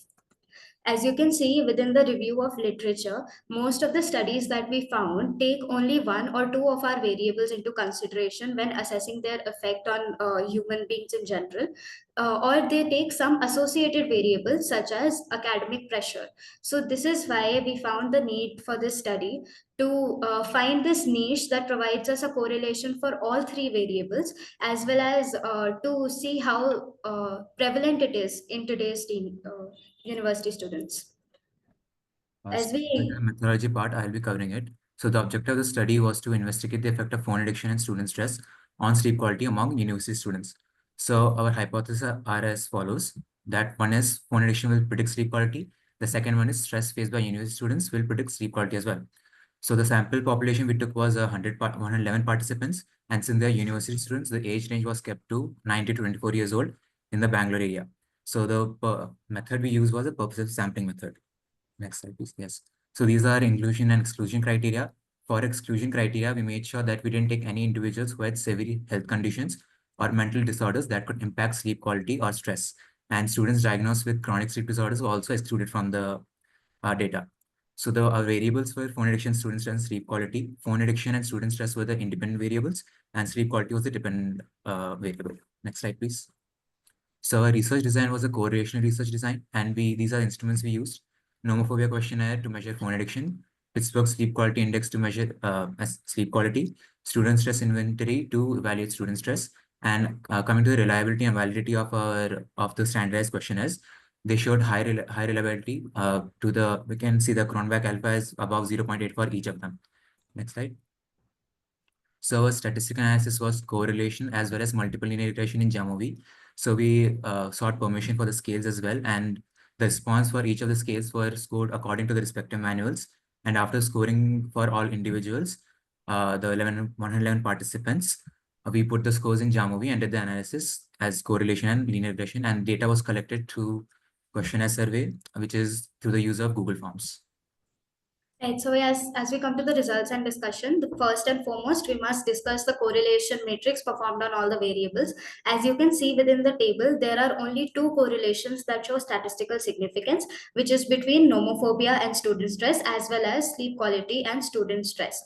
Both of them show weak and moderate correlation respectively. As we come to regression, Linear For the regression when we did. interruption, can you please wind up bit yes, fast? Okay.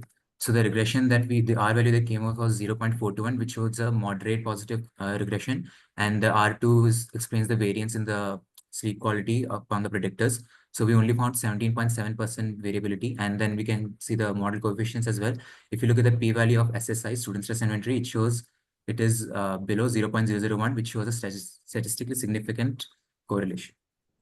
okay, so discussion for the results. Student stress and sleep quality had a moderate positive correlation, and nomophobia and sleep quality showed a weak positive correlation. As you may remember, we said that sleep quality is a dependent variable. However, we saw that student stress is a much more prevalent variable within this study. Also, our model explains only 16.2% of the variance in sleep quality, which is to say that 83.8% of effect on sleep quality is attributed to extraneous variables that lie outside of the scope of this study.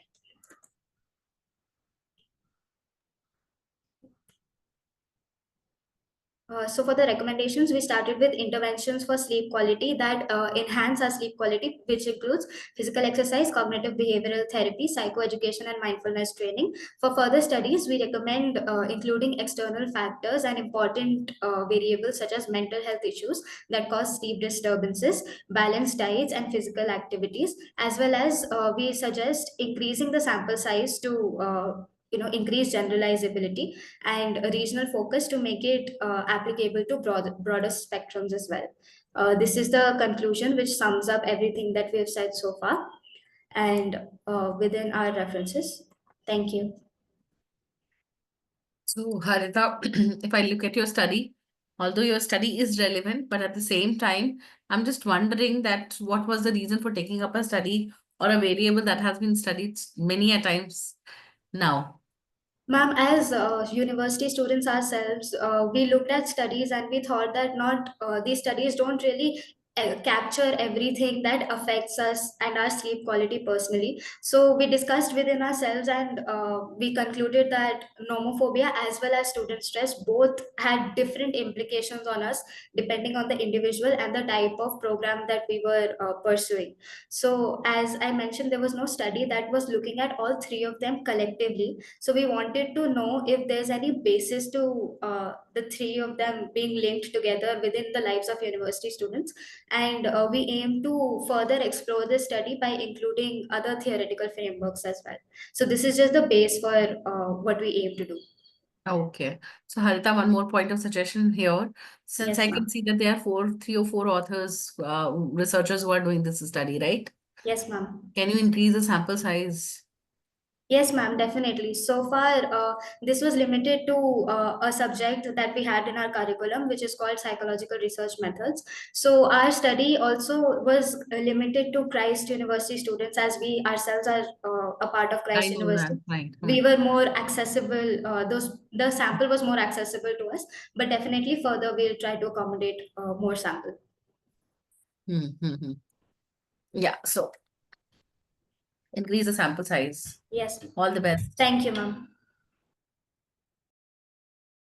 Thank you for the presentation. Now I would like to invite Kritika Singh for the presentation.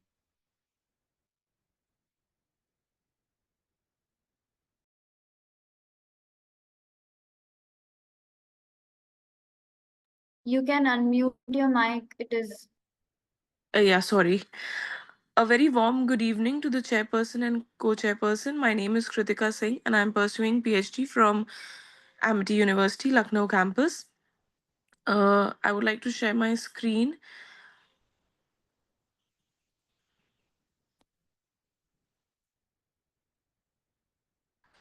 Also, I'm sharing the presentation through my phone, so my screen would not be, like, I would not be visible.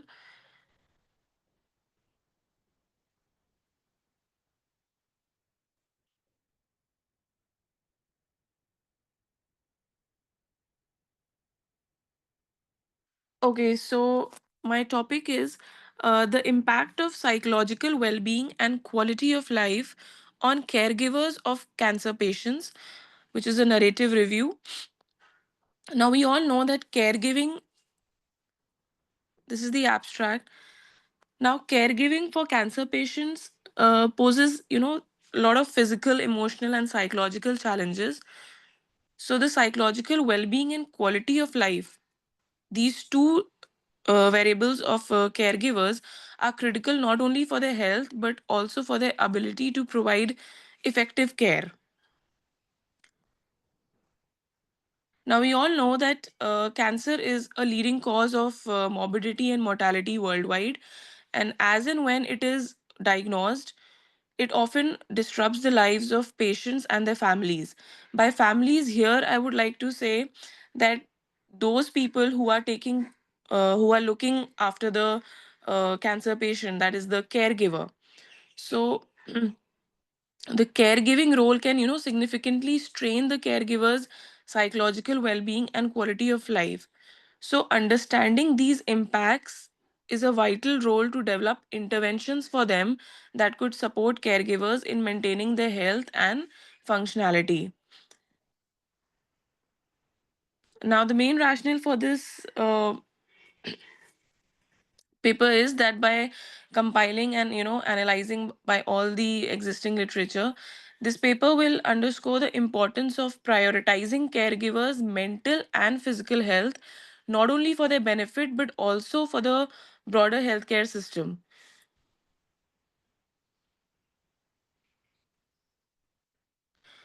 This study design and search strategy for this paper was that this review paper basically employs a narrative review design focusing on synthesizing existing literature to provide a comprehensive understanding of the terms psychological well-being and quality of life of caregivers of cancer patients.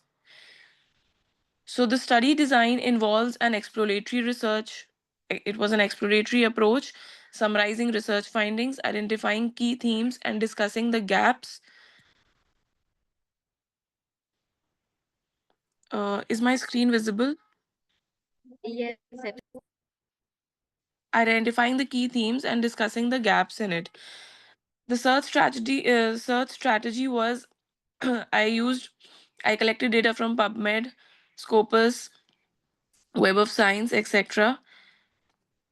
Now, when we talk about the psychological well-being of caregivers, the key determinants which caregivers face, or the key deter why is my screen? Yeah, sorry. The key determinants of psychological well-being include the perceived social support. Now, studies have shown that caregivers with strong social support who receive strong social support networks, they report lower levels of stress and depressive symptoms as well.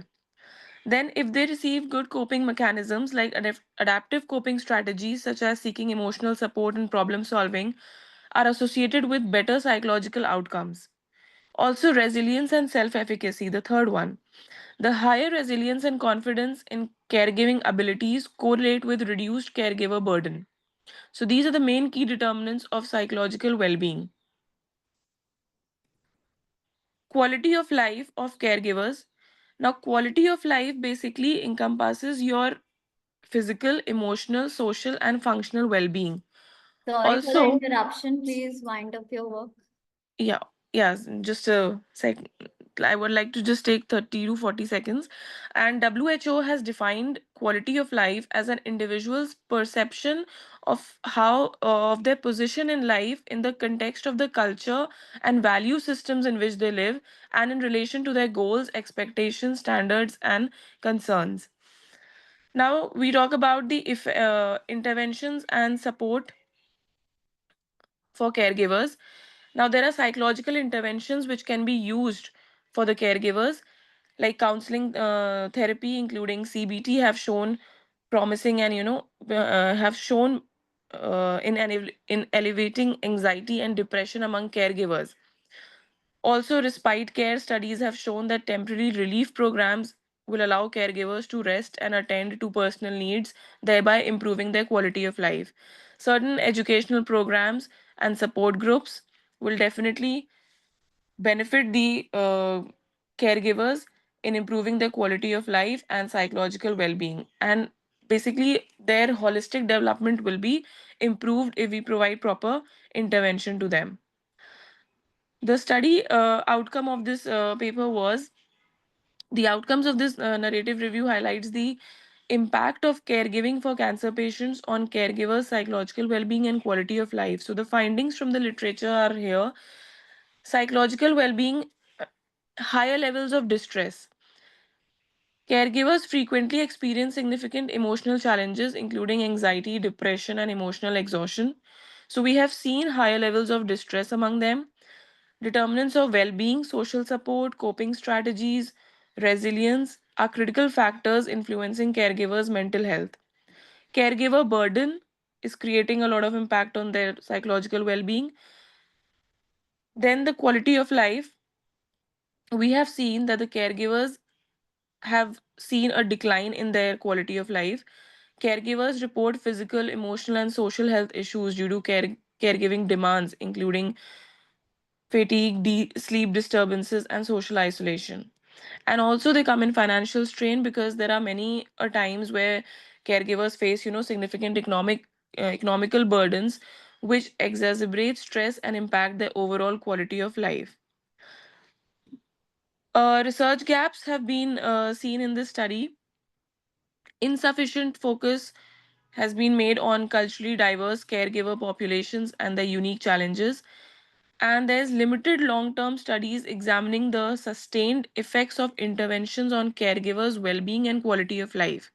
So these outcomes have underlined the urgent need for, comprehensive caregiver support system which will address their emotional, social, and financial challenges to improve their well being and caregiving efficacy. Please wind up your work. It's already 7 minutes.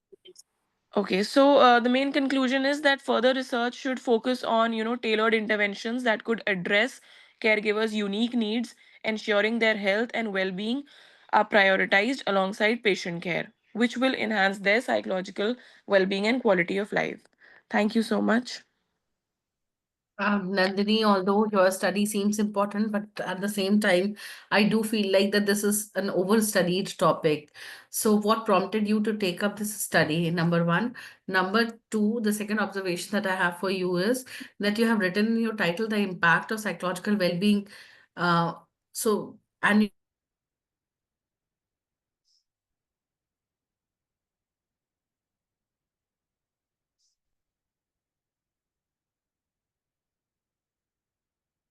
Ma'am, your audio is not visible.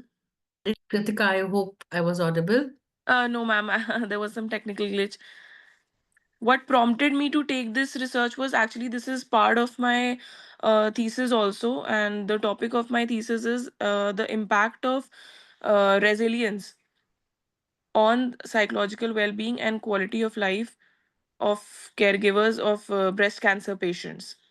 There we'll be seeing the impact of resilience, and that will be an intervention study. So we'll be designing an intervention focusing on resilience, which could improve the life of the caregivers. Okay. Okay. I think this is an overly studied topic. So, what new? But ma'am, caregivers are often neglected in today's times, and actually, my grandmother was also diagnosed with breast cancer patients, and she did not have anybody with her. So my mother was the only child. So that was the main reason why I took breast cancer as my main topic. That is understandable, but at the same time, I have my own reservations. That was the first part. The second part is that when you're presenting a literature review, you should not be using the term impact in your topic. The Okay. reason being, when you talk about impact, it is about statistically identifying that how one variable is influencing the other variable, right? So that is not the purpose of your study. You are doing a narrative review. You have not followed a systematic literature review. You just looked at the studies that are present right now and what are the implications of those studies that are there, right? Yes, ma'am. So perhaps you should not be using that term. And one more suggestion from my end, I hope you will not mind this, but Yes. whenever you are making a professional presentation, please adhere to the guidelines and use your laptops for presentation. We Yes, don't ma'am. want to see that the personal stuff that you have on your phone. Yes, yes, ma'am. Nobody would want to, but right Yes, now, ma'am. somehow everybody was privy to what your phone has. So that, ma'am, I'll keep in mind. Yes. All the best. Thank you, ma'am. Thank you so much for the presentation. Now, I would like to call Vaishali Bhadoria for the next presentation. And please adhere to the timing. Do not exceed more than 5 minutes.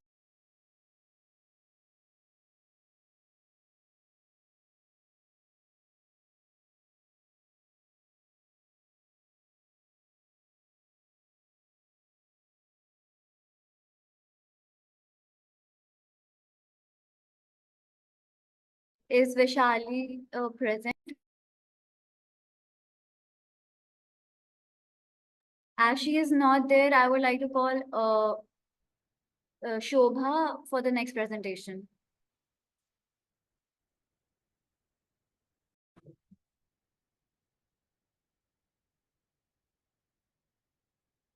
Good afternoon, one and all present here. It's almost evening. Good evening, one and all. Just in a span of time. I'll just share my PPT.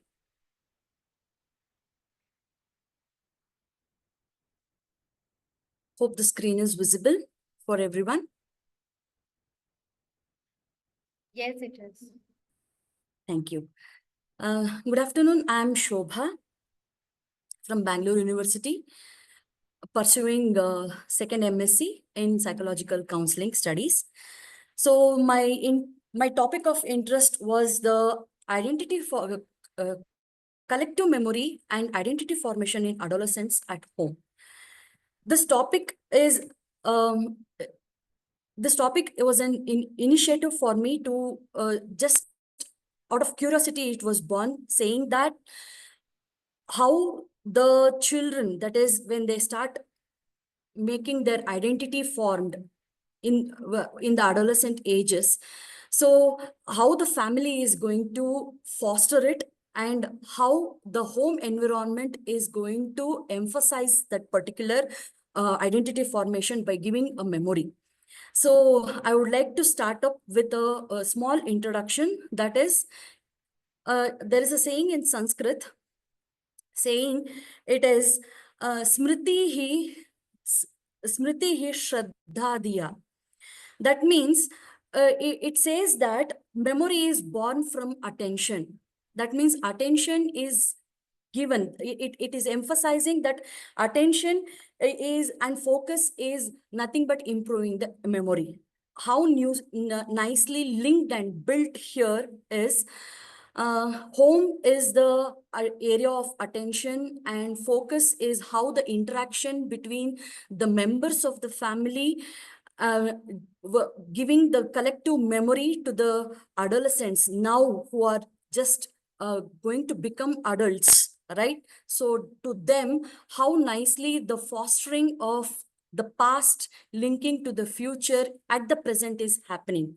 So with this brief introduction, I'll just go to the theoretical perspectives. It was with Morris Huffbox in 1950. He just gave the introduction of the concept called as collective memory. And as we all know, Erickson's psychosocial theories highlight that how identity developments happen in 8 stages. Then supporting this was the Tejfel social identity theory. Okay. And to support this, there is empirical findings which I found out was with the Fiyush et al. In 2011, saying that the adolescents who engage in the family story narrations have their self-continuity, stronger self-continuity and personal coherence. So my curiosity lied here in that point. Is it still happening even in 2025? Because we have a lot of interventions with the phone and the digital media, everything. So out of curiosity, when it went to the proving, I started with the quantitative research methodology, stating the problem, the influence of collective memories on identity formation in adolescents, okay, with the home environment. So the aim was to examine the relationship between the collective family memories and adolescent identity formation.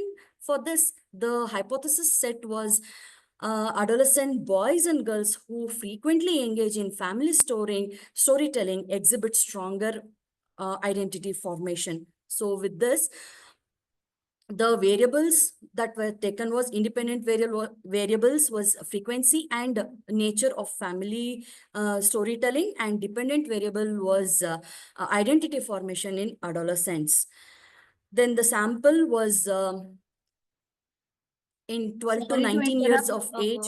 Can you please wind up a little fast? Yes, I'm on the way. Yeah. So in 65 adolescent sample, which I conducted the study with the t-test, gave me that almost the boys and girls that is boys and girls adolescent are engaged with their family, and family is fostering their overall identity development by giving the collective memories. So the survey questionnaire was framed, and the result of the hypothesis that was set, null hypothesis was retained from the result, and there was a little bit of gender differences observed in the transmission, memory collective memory transmission. And I could also find out that the girl adolescents are engaging in more intergenerational story sharing and stronger personal and relational identity scores compared to the boys. And here lies the next part of the study, that is the gap. We need to discuss on that gap. Then the key psychological aspect that I found was that how to improve that aspect of boys involving in the home to in the in the home, especially in the collective memories sharing for the generations or received from the generations. Then the important aspect was it varies in the mode of transmission, that is oral or digital. Then there is cultural backgrounds and psychological predispositions. Then next, coming to the conclusion, what I wanted to tell was, though my study was simple and it was experimental, I could find out that there is a link between collective memory, identity, and community well-being. So for this, addressing the gap and comprehending this collective narratives, okay, shape the adolescent identity, and in an increasingly globalized world, we need to prove that. And the traditional storytelling methods continue to be influential, and digital media is emerging. And as a part of that, how significantly this storytelling in the form of collective memories can be yet become the foundation in the family. That is the part I wanted to conclude. Then we all have to understand that the intricate relationship between collective memory and identity formation is not merely an academic pursuit, but it is an social imperative. As the society is going digital, we have a lot of interventions coming. Then that is, the society is splitting apart with we can see going ahead the divorces, single parenting, and in those traumas, how well the family narratives, maybe it is not only the family narratives, it is the historical narratives or about the country or about the worldwide aspect can be shared amongst the trauma, is the important significant point that we need to discuss, and we need to furthermore enhance and keep it intact, was the core intention of my study. So I have taken up the resources and hope I have reached the point, and I thank all the audience and the dignitaries.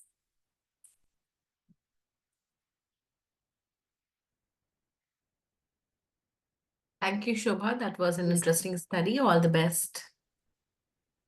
Thank you, ma'am. Thank you for the presentation. Now I would like to call Prasanna Kumar Sethi for the next presentation.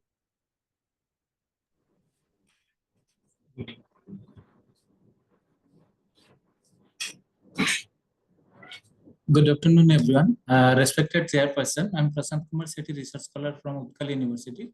Here to present my research topic on effectiveness of cognitive behavioral therapy on quality of life functioning in persons with depression. Am I audible, ma'am?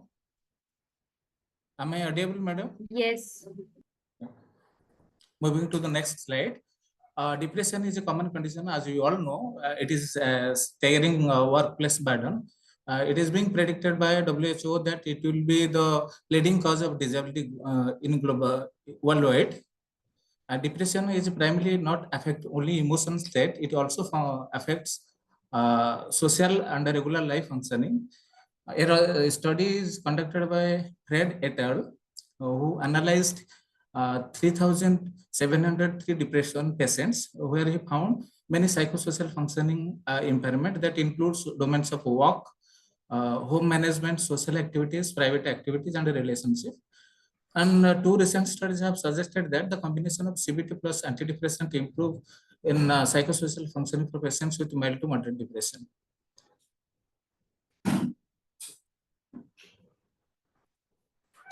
Rationale of my study.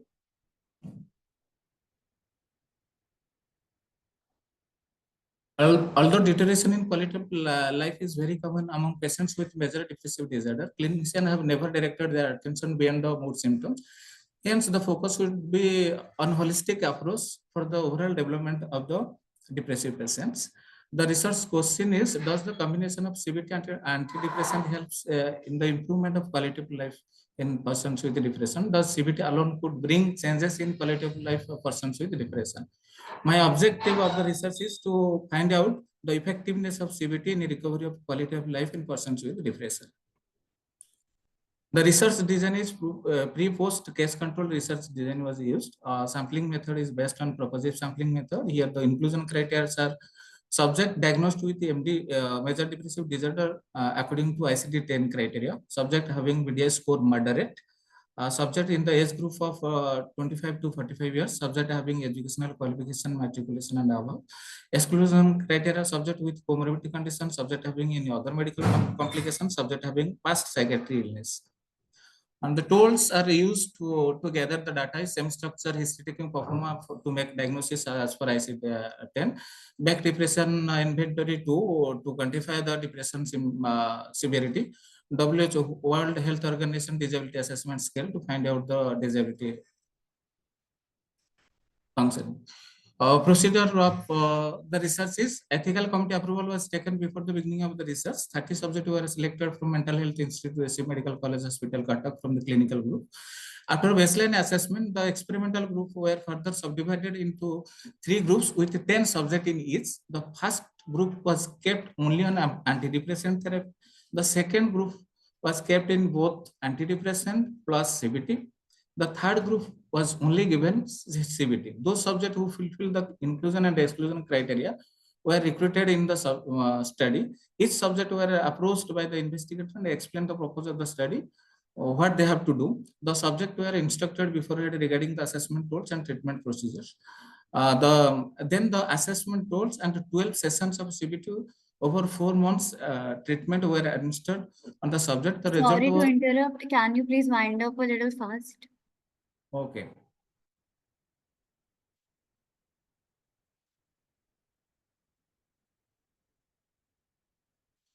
Coming to my discussion, between group comparison was done in the pre-post assessment with 30 individuals, where it is found that depression affirms the observable improvement across all the domains are statistically significant, highlights the efficacy of intervention in enhancing participants' physical, psychological, social, and environmental well-being.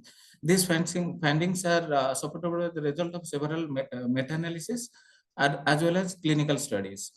Further, the domain-specific pre and post-analysis of 3 group subjects that intervention has significantly effects on individuals who took both pharmacotherapy as well as CBT. It was also found that CBT alone brings changes in quality of life functioning, irrespective of all domains of quality of life functioning. In findings also highlights that those individuals who only took pharmacological therapy reported no significant improvement in any domain of the quality of life as comparison to group B and group C.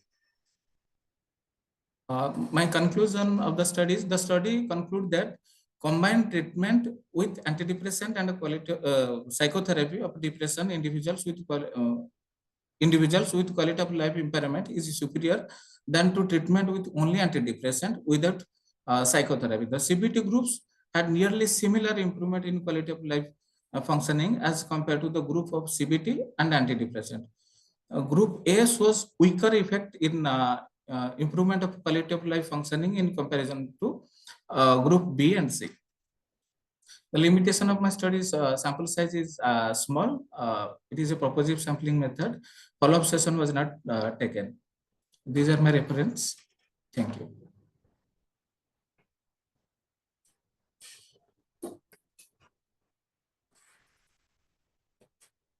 Thank you, Prasanta, for your presentation. I hope you will also publish this paper as well. Okay, thank you, ma'am. Thank you for the presentation. Now I would like to call Vedika Jain to present her paper.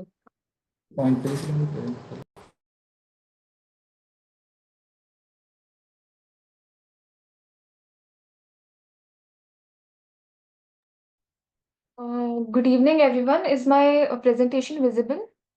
Yes, it is. Okay. Good evening, everyone. My name is Vedika Jain, and I am a PhD scholar from IIS Deemed to be University. The topic for my presentation is Understanding a Child's World of Play, Transition from Board to Screen.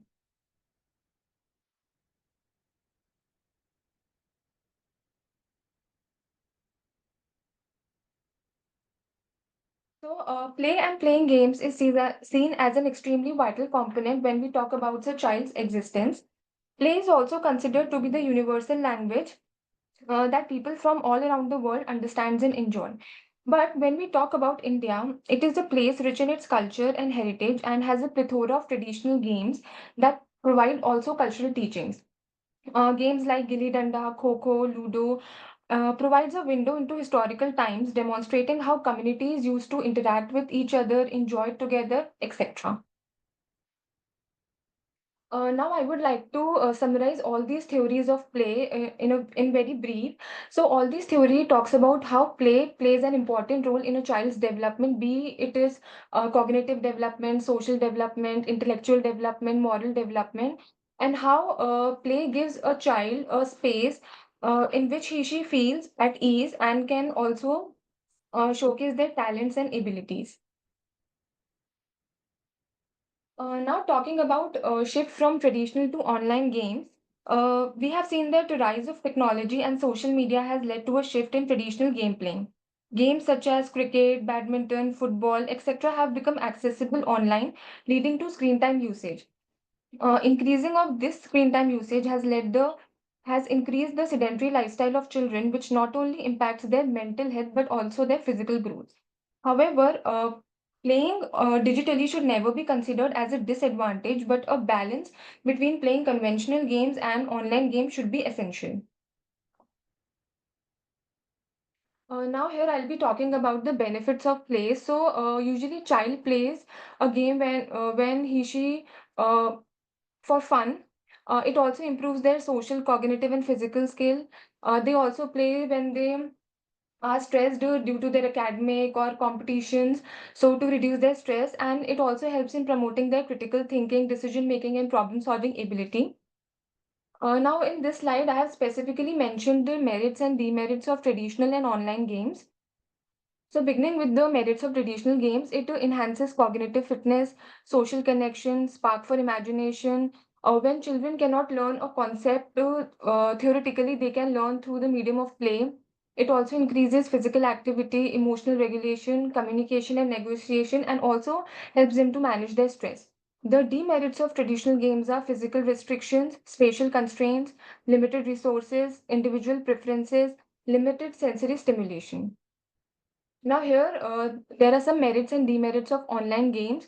That is, online game merits are increase in problem solving and critical thinking, multitasking and information processing, increase in memory and attention span, helps in building digital literacy and technology skills, also promotes cultural exchange. Sorry for the interruption. Can you please wind up a little fast? I need only 1 minute. Encourages innovation and accessibility and also helps in emotional regulation. The demerits are excessive screen time usage, disruption of sleep, social isolation, addiction, cyberbullying, exposure to violence and aggression, and inappropriate content. With this, I would like to conclude that playing games is an important part in a child's life. Playing both conventional games and online games is important as both has benefits that are unique to each other, and balance between the two is very important for them.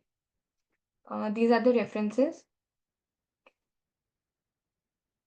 Thank you.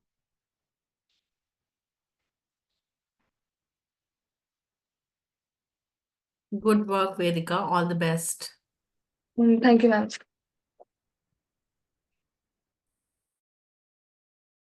Thank you for the presentation. Now I would like to call Nidhi Goyal for the presentation.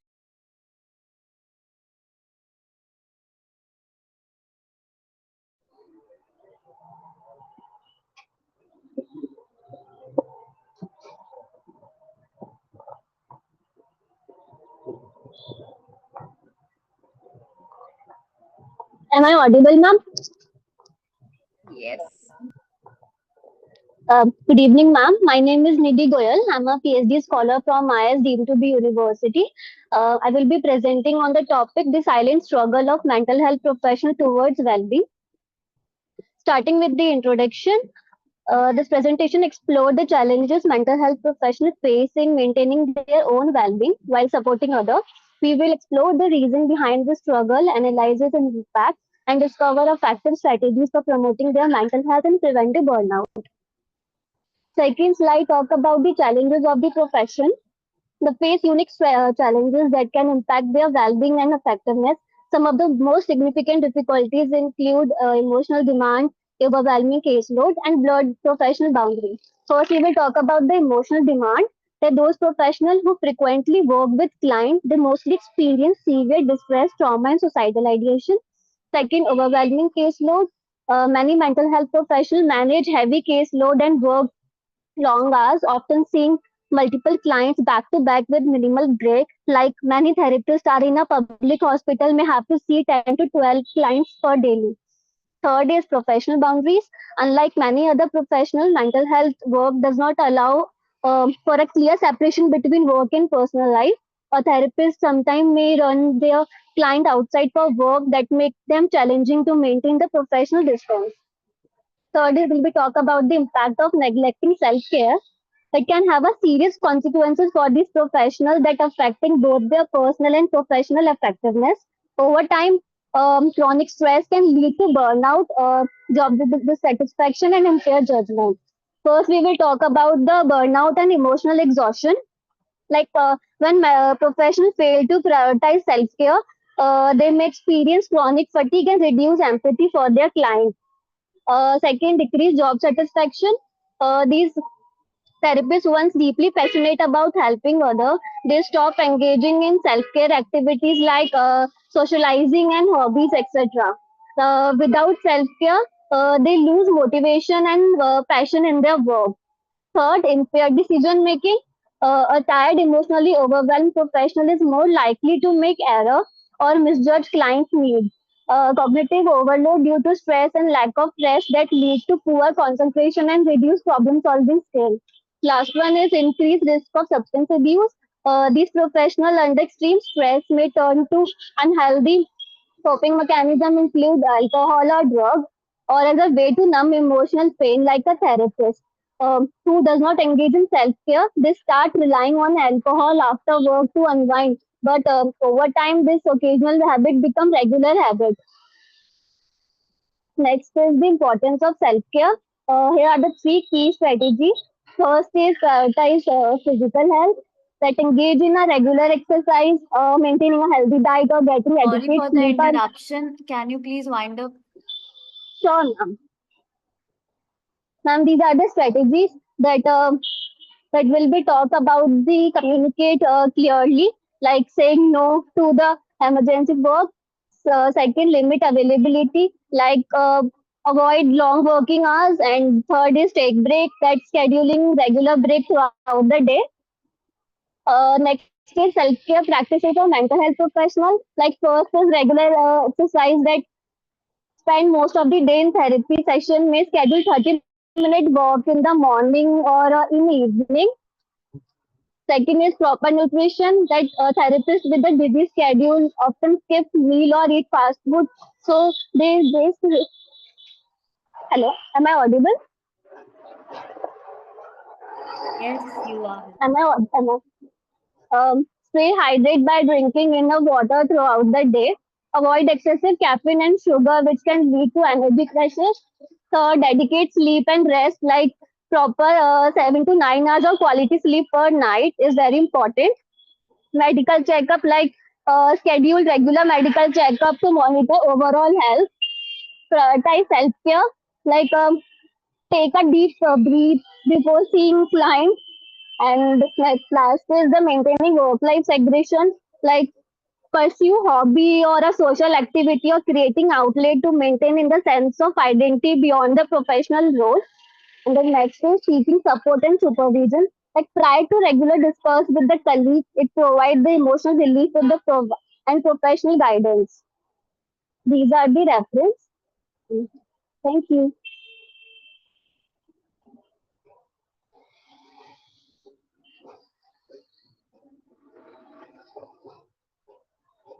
I would like everyone to open their cameras for the group photograph.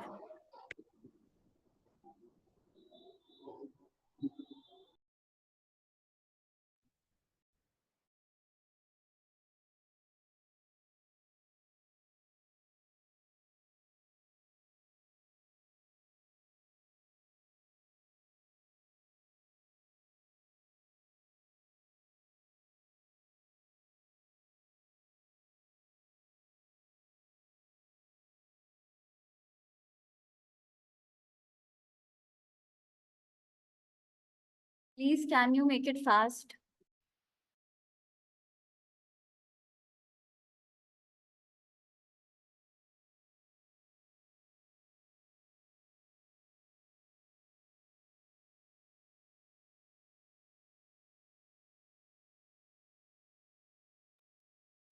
Dear candidates, kindly open your cameras so we can wind up the session.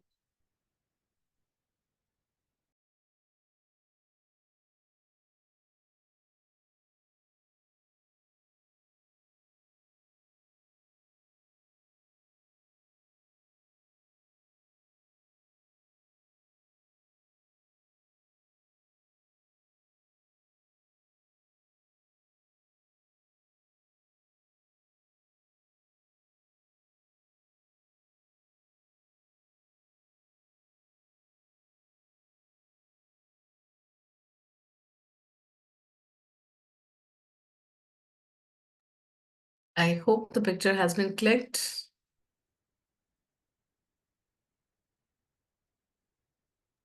Yes, ma'am. Now I would like to extend my heartfelt gratitude to our chairperson, ma'am, Dr. Ridhima Shukla, and co-chair, ma'am, Seema Rani Sharaf, for their invaluable insight and leadership in guiding the session. We deeply appreciate the participants and enthusiasm of all the attendees and researchers who enriched our session with their intellectual contribution. Lastly, a sincere thank you to our student coordinator and volunteers to their dedication and efforts in ensuring smooth coordination. Your collective contributions have made this session truly meaningful and inspiring. Thank you.